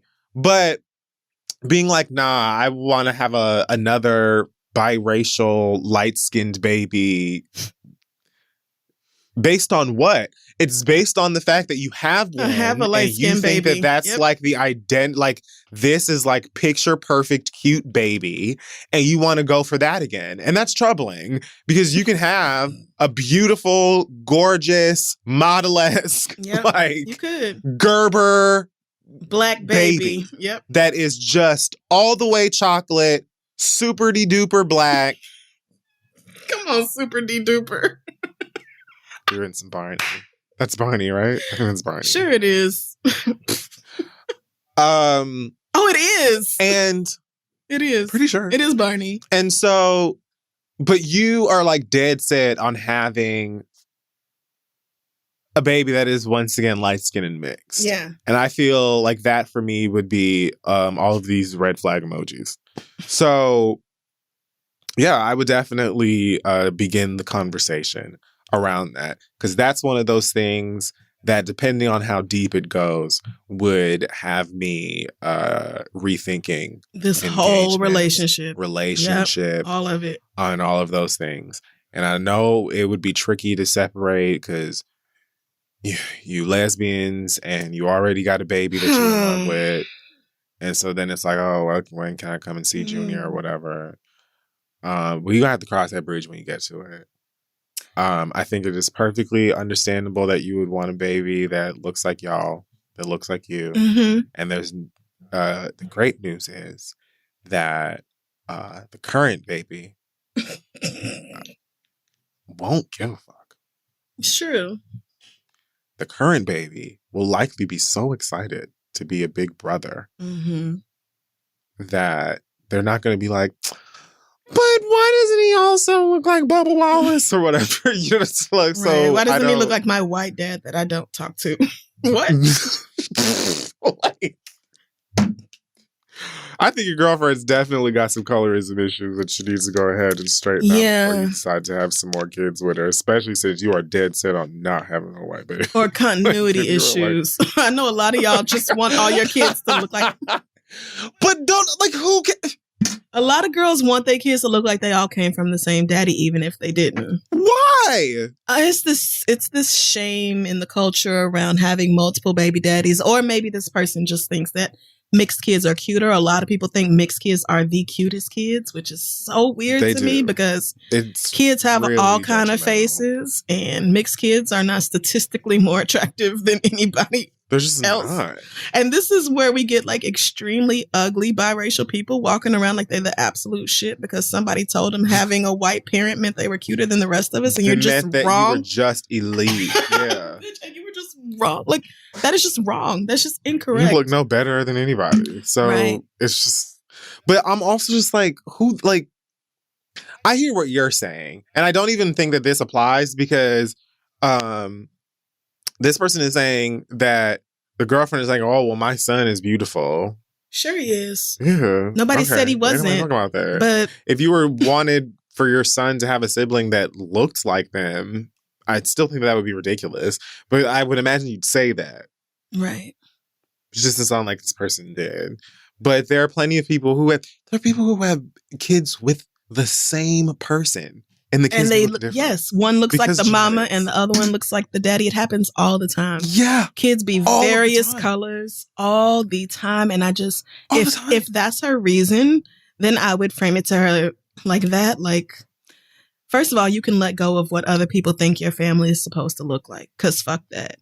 But also, biological siblings be looking different. Different skin tones, different hair, different body shapes, and be having the same mama and daddy. They just do. They just do. So if that is her reasoning behind it, then I think that can be worked through. But if it's just like, no, I absolutely must have a biracial baby, no nigger babies, period, then that's a situation where I think you really need to, I would say, break up, not even just not propose. I would. But because who wants to, I'm sorry, the thought of being with somebody for 2.5, 3 years, and then this bitch pop up out of nowhere one day, like, oh, just so you know, I have no intention of having a black baby. I'm leaving you. Because I have every intention of having a black baby and nothing else. I have no intention of having a biracial child at all. I personally feel like I have too much non-black blood in me. So I will be doing my best to make sure that if I reproduce, I am bringing additional niggerness into the world. So I really don't, I mean, and that would be regardless of my partner's race. I don't see me with a white anything, but regardless, I plan on having me a black ass baby. So a black woman not wanting a black child with 2 black biological parents, that is a giant red flag to me. Again, if I were dating a white man. It's just so weird. I'm sorry. That is so weird. I can't even imagine the white boy that could handle you. What he gonna do? Go to the club with you in Miami? Oh, no. There's probably some out there somewhere. God bless them. But like, Jack if Harlow. that happens to be the hilarious case, that was, girl. You and Jack Harlow? It's a gay Jack Harlow out there. Yeah. Okay. So, see how you can't share things with friends?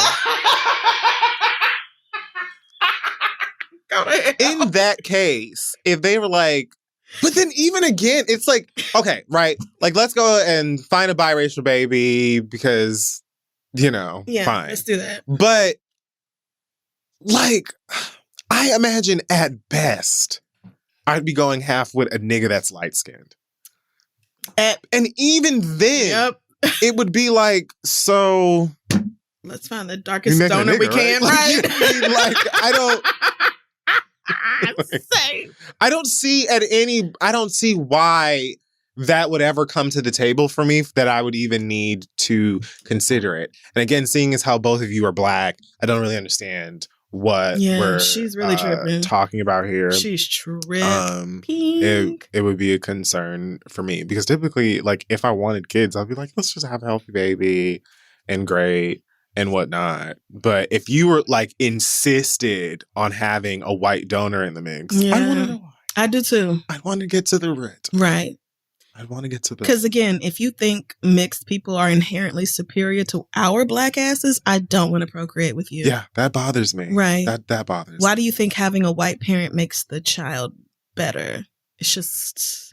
That's not going to curl all the way over with me. I'm not actually going to be able to sleep well at night knowing that I'm laying next to somebody. Like, do you think I would be more attractive if I was mixed? Do you think you would be? How deep does this go? Let's answer the question. Right. So, Ace, have that conversation with her. See if you can figure out where the desire is coming from. But if it's still colorism at the end of the day and you know it don't sit right with you, then as much as you love her, it's best to cut the shit now before things get deeper, before y'all get engaged or married, before y'all certainly have this mixed baby together. Like, it's better to know now, as much as it might hurt to have to leave somebody. But I don't know. You're only 30. Me, at my big age, I'm not finna sit here and coach a bitch through colorism. I'm not. We are entirely too old for that. That's self-hating bullshit. Never even, first of all, no, but you definitely need to have gotten rid of that long before you end up with me. So, agreed. Yeah. Good luck, Ace. Let us know how it goes. I think we're gonna, let's go ahead and wrap up the questions right there for this week. If you have one for us, send it to asktheread@gmail.com, and we are gonna move right into the motherfucking read, girl. We are indeed. If you don't mind, I was gonna say I do not mind going first. First of all, a massive fuck you to the Donald Trump White House, to his staff, to all of the Congress people who were in office on or before January 6th. And I am essentially talking about this story that came out this week where a bunch of the rioters at the Capitol said that, just in case you did not know, they had several planning meetings with the White House and with different members of the Senate and House of Representatives. And this is the sort of thing that should be like a massive story, and it brings America to a fucking halt, and everybody comes together and is like, bitch, this is psychotic. We need to expel every single one of the elected representatives who were involved with this. We need to make sure we bring, like, Donald Trump needs to be in jail right now. Anybody else who was involved in this insurrection. And instead, it is like in one ear and right out the fucking other. Nobody gives a fuck that these people, like, straight up saying, hello, here's a list of the niggas that we met with, and that's how we knew exactly where to go. That's why we knew where the safe place was. That's how we knew to yank out certain people's panic buttons and where their mail was and secret corridors and bullshit. Like, niggas who are currently right now sitting in Congress had everything to do. Nothing about this was a surprise to them because they sat there and gave them niggas the fucking map and was like, here's what you do and how you do it. Sure did. And this country is just like, well, interesting story, moving right along. Bitch, what? This bitch is going to collapse. I'm sorry. This is Rome 2.0. It's like, going to fall apart. It is a joke over here. I cannot believe this country is real. Like, it's not real. This isn't real shit going on here. So it's only a matter of time. A massive fuck you to them for that. Also to Judge Bruce Schroeder of Kenosha County Circuit Judgeship. Don't really know, but he is the judge in the Kyle Rittenhouse, in the Kyle Rittenhouse trial. I'm sure all of you remember. I tried to wipe this from my memory. Yes, last year when Kyle Rittenhouse, who was 16 or 17, killed 2 people during protests related to, the fact that Black people are getting gunned down and nobody gives a fuck about it. American hero. Right. You ask certain people. Well, this judge decided that prosecutors cannot refer to the 3 people that Kyle shot as victims. That's right. 2 of whom died. These people cannot be referred to as victims. They can be referred to as arsonists or rioters or looters. Wow. All of that is just fine. Yes. Oh my God. Right. All of that is just fine. However, they are not able, and I think the justification is like, well, he's saying that if he thinks these men were looting or rioting, then you can say they were looters or rioters, but you can't call them victims, despite the fact that 2 of the 3 died. They literally fucking died. Victim is not a loaded word in this situation because victim is literally what they are. They are victims of this man's actions. And had he chosen to not do anything, they would be living their life and going on about their business right fucking now. I don't even understand how this, to me, this news said, you know what? Don't tell me shit else about this trial. Actually, don't say one more fucking thing to me about it because it's not making sense. That y'all are just like, oh, it doesn't matter. What? Victims? Where? 2 people died? Never heard of it. And the judge is just like, yep, I decided. I said that's cool. That's the way it's going to be. And no, you can call them looters, though, because weren't those niggers looting? Weren't they breaking into a Best Buy or whatever? And even if they were, what I think y'all don't understand here is like, even if they were stealing lamps out of Target or whatever, that does not give some random asshole teenager with a gun the license to kill people. He murdered 2 people and the judge decided they can't be called victims. It reminds me of that asshole Brock Turner. I think he's a swimmer or something for Stanford and got off with like 2 weeks of probation or some shit, like no jail time or whatever else, that fucking rapist. Because the judge was like, oh, boys will be boys. I don't want to ruin his life. It feels like that to me. Like, oh, this is a 17-year-old kid. Let's not call them victims because then y'all might think he did something wrong. 2 people are dead. They're dead. Once again, this country is a shit show. And speaking of shit shows, the way y'all acted after the first episode of Insecure. This is one of mine. Yes, go right ahead. I figured, but I just have to say, that if HBO violated your organization's trademarked property, then that is one thing, and I'm sure that your organization will see them in court if that happens. I can't wait to see how that ends. If it even makes it happened, to court. I can't wait. I will say that first and foremost because intellectual property is a real thing. So if somehow the HBO legal department let this shit slide and did something they should not have, then okay, y'all will see them in court. I will also say, as somebody who works with HBO Legal, meaning me and friends sit here and record, and then we send it over to HBO Legal, and they says, cut out half of this. I would be extraordinarily surprised if they didn't have all their ducks lined up, because when I tell you these niggas are relentless and they go over everything with a fine tooth comb, I would really be shocked. I would be shocked if something got past them on air on that network. Y'all are doing a lot behind this AKA situation with Tiffany. First of all, Tiffany and Molly have been AKA since the very fucking beginning. It's the first one. We have seen them with AKA shit multiple times throughout the seasons. Other sororities have also been depicted on the show. If you remember, Tiffany's husband is an alpha.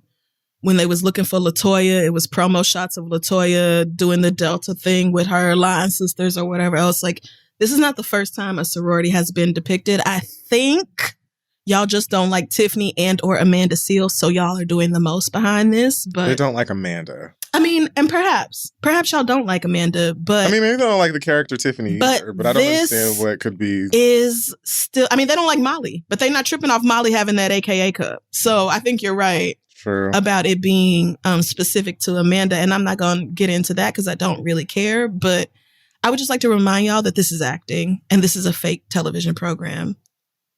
This is acting. These people are actors. As Amanda said when she got on Instagram, and honestly, I applaud anybody who can get on their stories and not brush their hair first, because I literally could never. Like, I'm not that comfortable. But shout out to her for being in her fucking pajamas and getting on Instagram and being like, you bitches are doing the most. I don't care. Because y'all are. Y'all literally were doing so much over like, but well, it's the history. It's the culture. It's about respect. No, it's about what we can do. And if your organization allowed Issa and Insecure to allow or to depict Tiffany in her letters or with the shield or whatever else, then that's something you need to take up with your OGs. That is not something to yell at Issa about. Because why would anybody who is not in the club care more than what the niggas in the club said they could do? That's what I don't get. Do you think the rest of us, like, I have all the respect for Divine Nine institutions because, yes, sir. I mean, most of the people I know, honestly, are in them. I have so many. And especially in college, y'all did a lot of community service. Yep. And the grad chapters now still be doing shit. They be trying to, have tutoring sessions for these kids and whatever.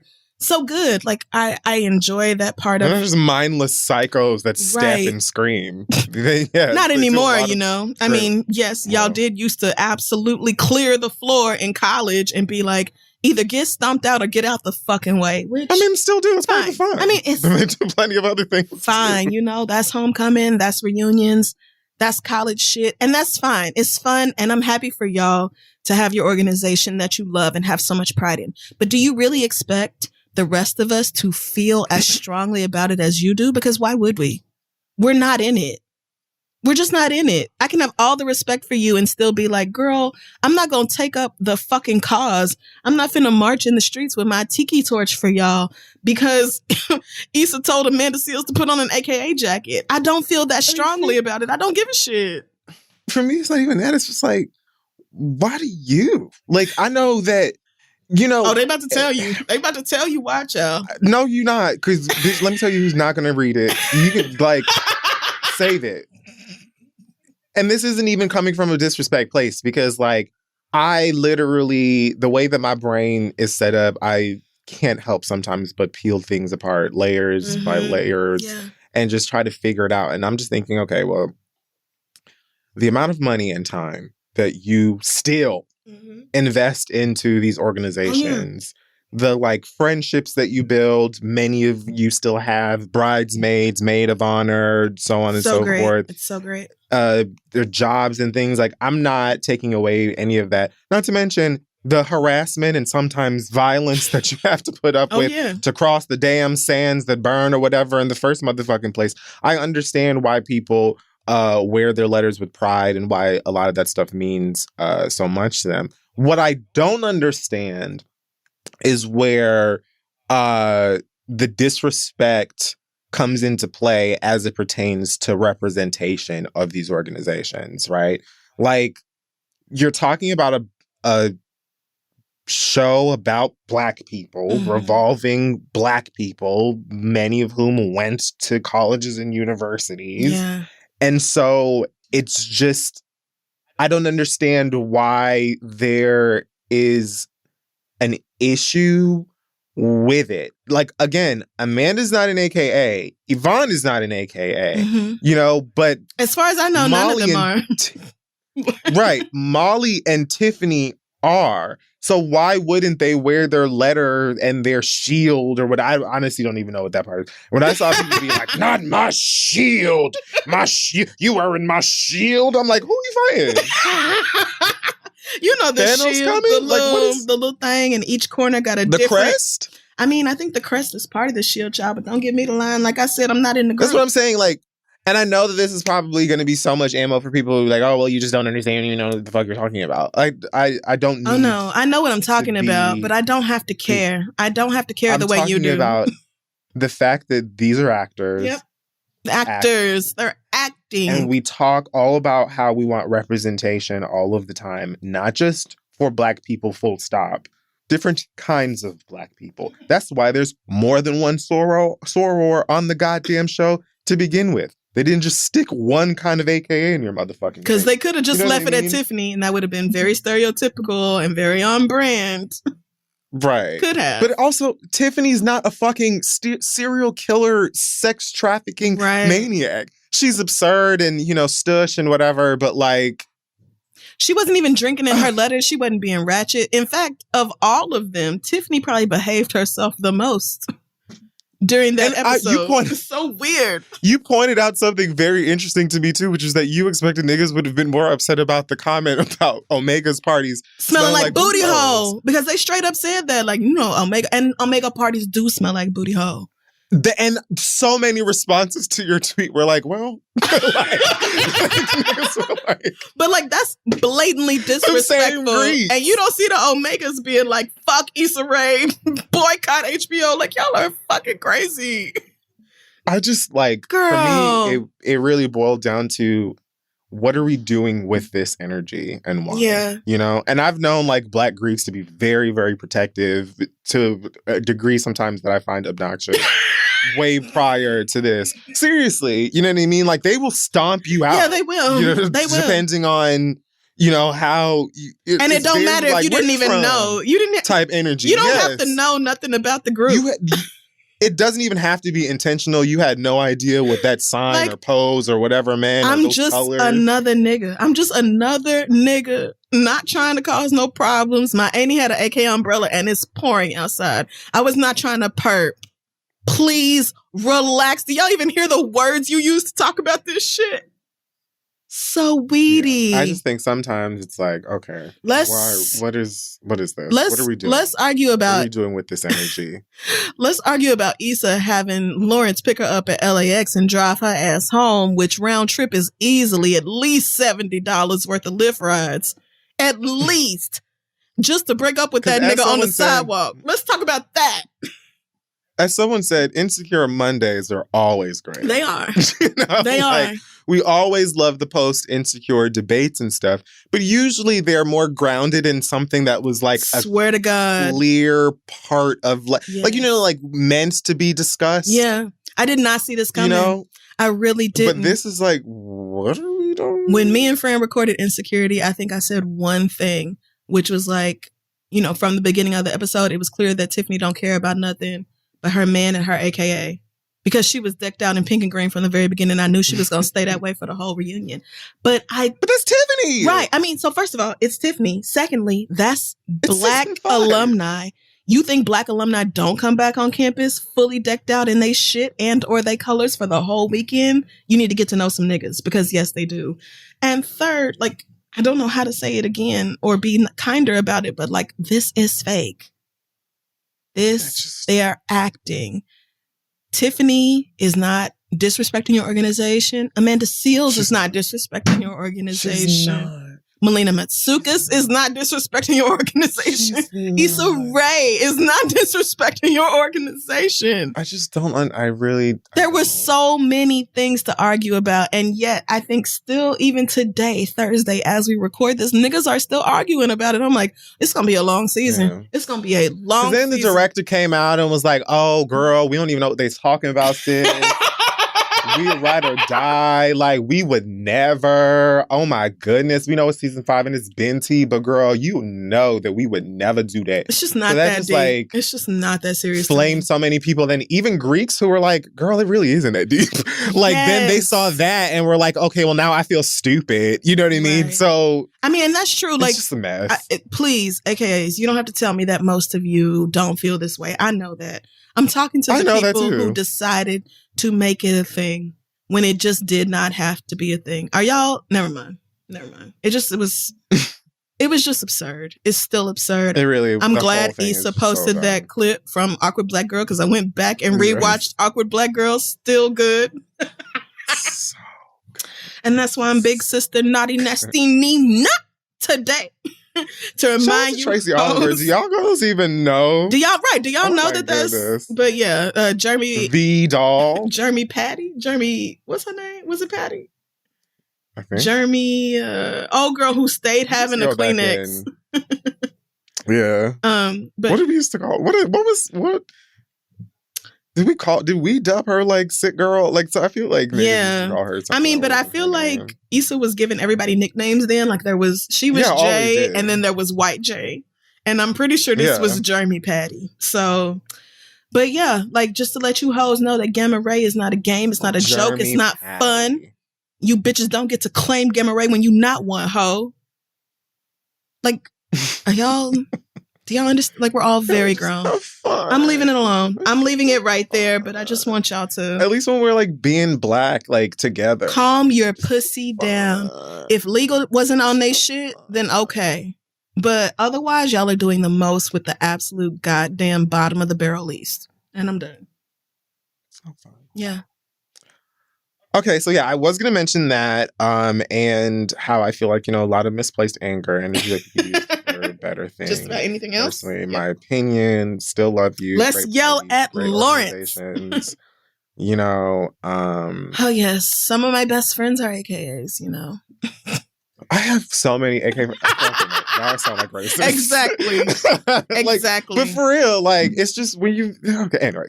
So the other group, I think that could possibly use a similar toning down. Kyrie Irving fans. Oh, yes. Oh, yes. Throw them in jail. Kyrie Irving fans. Well, Kyrie Irving himself, unvaccinated. Yep. Proudly unvaccinated, apparently not planning to... I actually haven't read if there's an update on this. No, he's not. But he's just going to keep losing money. So he's not permitted to play with the Brooklyn Nets. Mm-hmm. In the National Basketball Not at home. I don't know why I love saying the National Basketball Association. Does it make you feel like you know what you're talking about? Yeah, because I do. So they told Kyrie to say his black unvaccinated ass at home then. And niggas turned out pulled up insanity to the arena and demand, full on brawling, rioting, pushing down barricades and getting arrested and shit, chanting, "Let Kyrie play." Guys, what are we doing here? Say it again. What are any of us doing? What are we doing? What are we doing? Again, your bloodstream is yours. I'm tired. Yeah. This is your immune system, not mine. At this juncture, it's on you. So what you want to do? This parent sounding like my mama from Baton Rouge. But for you to say, I am going to put on my Crocs and my sweats. Correct. And I'm going to go down to the basketball arena. And I'm going to scream in defense of this unvaccinated man. They did. They did do that. That is probably less likely to die of COVID because of wealth. Mm-hmm. Oh, yeah. and is likely at home playing 2K, Mm-hmm. edging, or I don't know, waiting for some bitches to come up. Not edging. All right. And you thought I didn't know what that was. Here you are. I knew you knew what that was. Come on. Here you are. Oh, shit. Ready to go to jail. Yep. Ready to be arrested by the NYPD. Mm-mm. Nope. Over a basketball game. We're not even talking about like, oh, this was Kyrie Irving who was headed down to the Supreme Court to fight for racial justice. Right. Like, mama was going to play basketball. Not even that Kim Kardashian shit where it's like Kyrie Irving is going to talk to Congress about innocent people being in Right. jail. This is about a very rich nigga being very anti-science and deciding that like all the public health experts know more than he does about a vaccine, and he should not have to protect himself and others in order to play a game. That is what that is about. This was not Kyrie Irving stomping it down to the offices to speak with the arena or the NBA about better ways to keep event staff safe. The women and children that come into the games, Mm-hmm. or maybe even how to better protect players that have things thrown at them. Not a question. This was simply just this nigga going to play basketball as he has been doing for years and will continue to do whenever he is able to do so. And you decided to go to jail. Yeah. Jail. Correct. Jail. Yep. Incarceration. In defense of a rich nigga who doesn't want to get vaccinated to go and do his goddamn job. That would be better protecting everybody who steps into that building. This for you. Kyrie Irving ain't about to be destitute. Yep. Ain't. That nigga ain't about to have to resort to ham and cheese Lunchables like some of your own goddamn selves. Right. And here you are, stacking bail and bonds on top of whatever else. In New York City jails. No, thank you, bitch. I never, ever want to be arrested in this city. Not ever, bitch. Girl, hell no. Guys, what are we doing? Trust and believe that what are we doing? If Kyrie Irving was really about to be destitute, he would just go get the fucking jab. He would just do it and get back to playing that game. He would. Same way y'all would.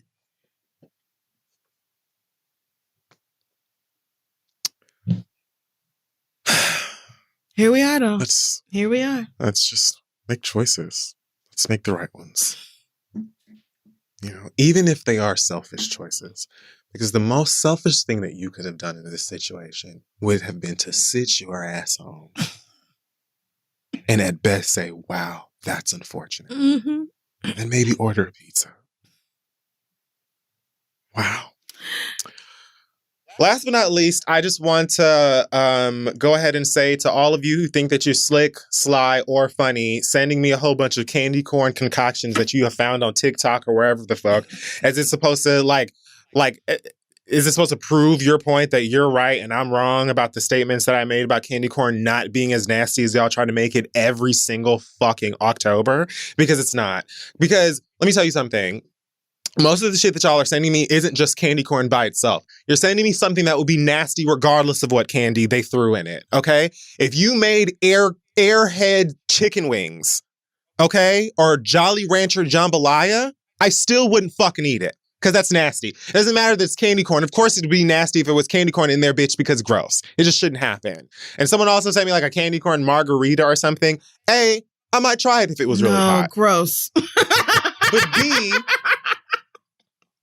B, odds are I would turn that away the same way I would likely turn away any alcoholic drink that has candy in it. Because why? I'm an adult. Don't waste my time with that.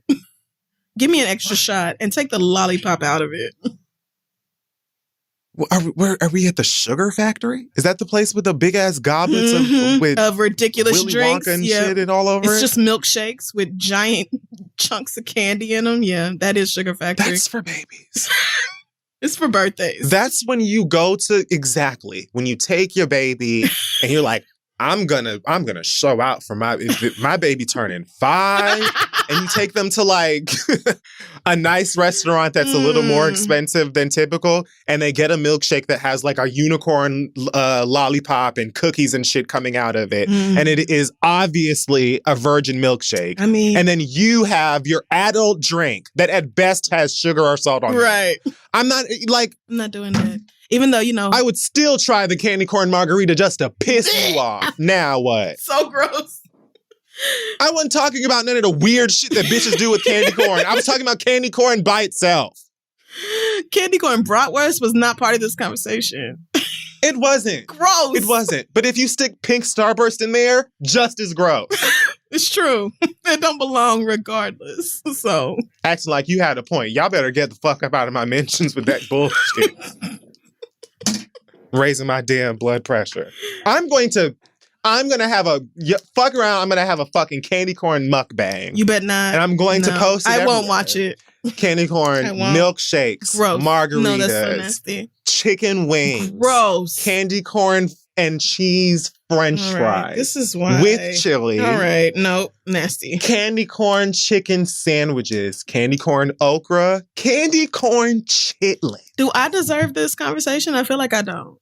Deserve. Yeah, you're right. I did not do nothing, and yet I'm being assaulted.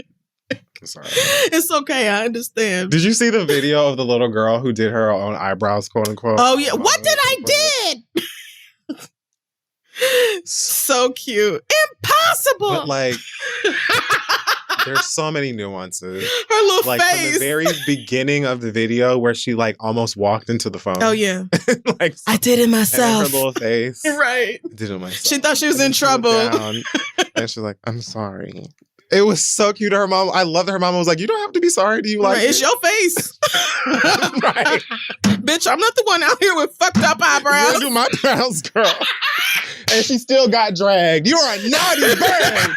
Don't call me a naughty bird. You can tell her mama was tired of being called a naughty bird. Like, that's not your first time calling me that. The naughty bird thing is it's been going on for a while. I don't know if it's on Peppa Pig or something, but she is tired of being called a naughty fucking bird. Yes. But that video is so cute because she looked at herself in the mirror like, now wait a minute, bitch. I thought. Legit shock. She was like, I knew I slayed this. Like, I knew that I was sitting. What did I did? Impossible! It's like, that's the type of shit that makes you want to advocate. Yeah, briefly, for about 45 seconds. And then somebody else on TikTok is like, oh my God, raising children is hell. And I get over it. Yeah. But then Link hopped on my bed with a tennis ball and dropped it on my knee and looked back and forth at me like, get to it. You know what time it is. So, excuse me. Do it. And I feel like, the way I would struggle with a pet, I would struggle 100 times more with an actual human thing. You would have to. Right. Yes. Because they just need so much. Like Link, you can leave Link at home all day without going to jail. You cannot do that with your baby. Yeah. If somebody breaks down your door and your infant is in there by itself and it's been there all damn day, guess what? You're going to prison.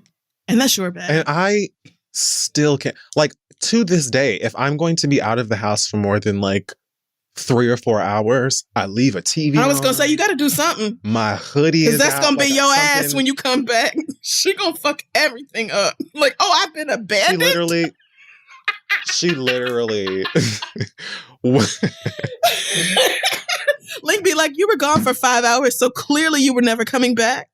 Last time I was gone for like 5 hours, I came back home. Like, typically she'll get up when she hears me and she's like, oh, hey, he's home. It's the person. No. And then last time I came around and she was like in her little bed. Oh my God. She just did not move. Oh. She just looked at me and she was like, mad. Hey, girl. An attitude. So you came back. Right. Like, I had to literally be like, hey, mama. Hey, mama. And then she hopped She's up. like, oh, we still love each other? Because I was thinking that I would never see you again. She literally looked at me like, no. Okay, so you decided to come back. Thought you had left me for dead. You cared. But it's fine. Meanwhile, you ran a few errands. So there are toys everywhere. You have the TV's so much on. to do. You can do whatever you want in this house. Socks. You have so much There's room. food and water. You could have just took a nap. Instead, you decided to be extra. You have 12 beds. 12 like everything. You sleep anywhere you want. I love her. No, I stand. What did I do? Well, that's it. I'm done.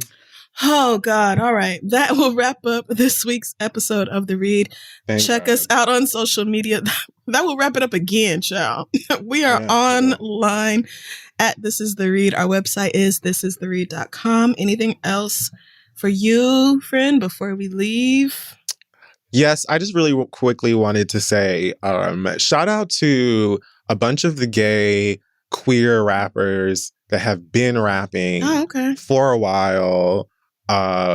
Bryant, Medina Green, Last Offense, Fly Young Red, Tory Fix, Cakes the Killer, Leaf, Zebra Cats, Kevin Abstract, Fox Giselle, Deadly, Mickey Blanco, Fly Young Red.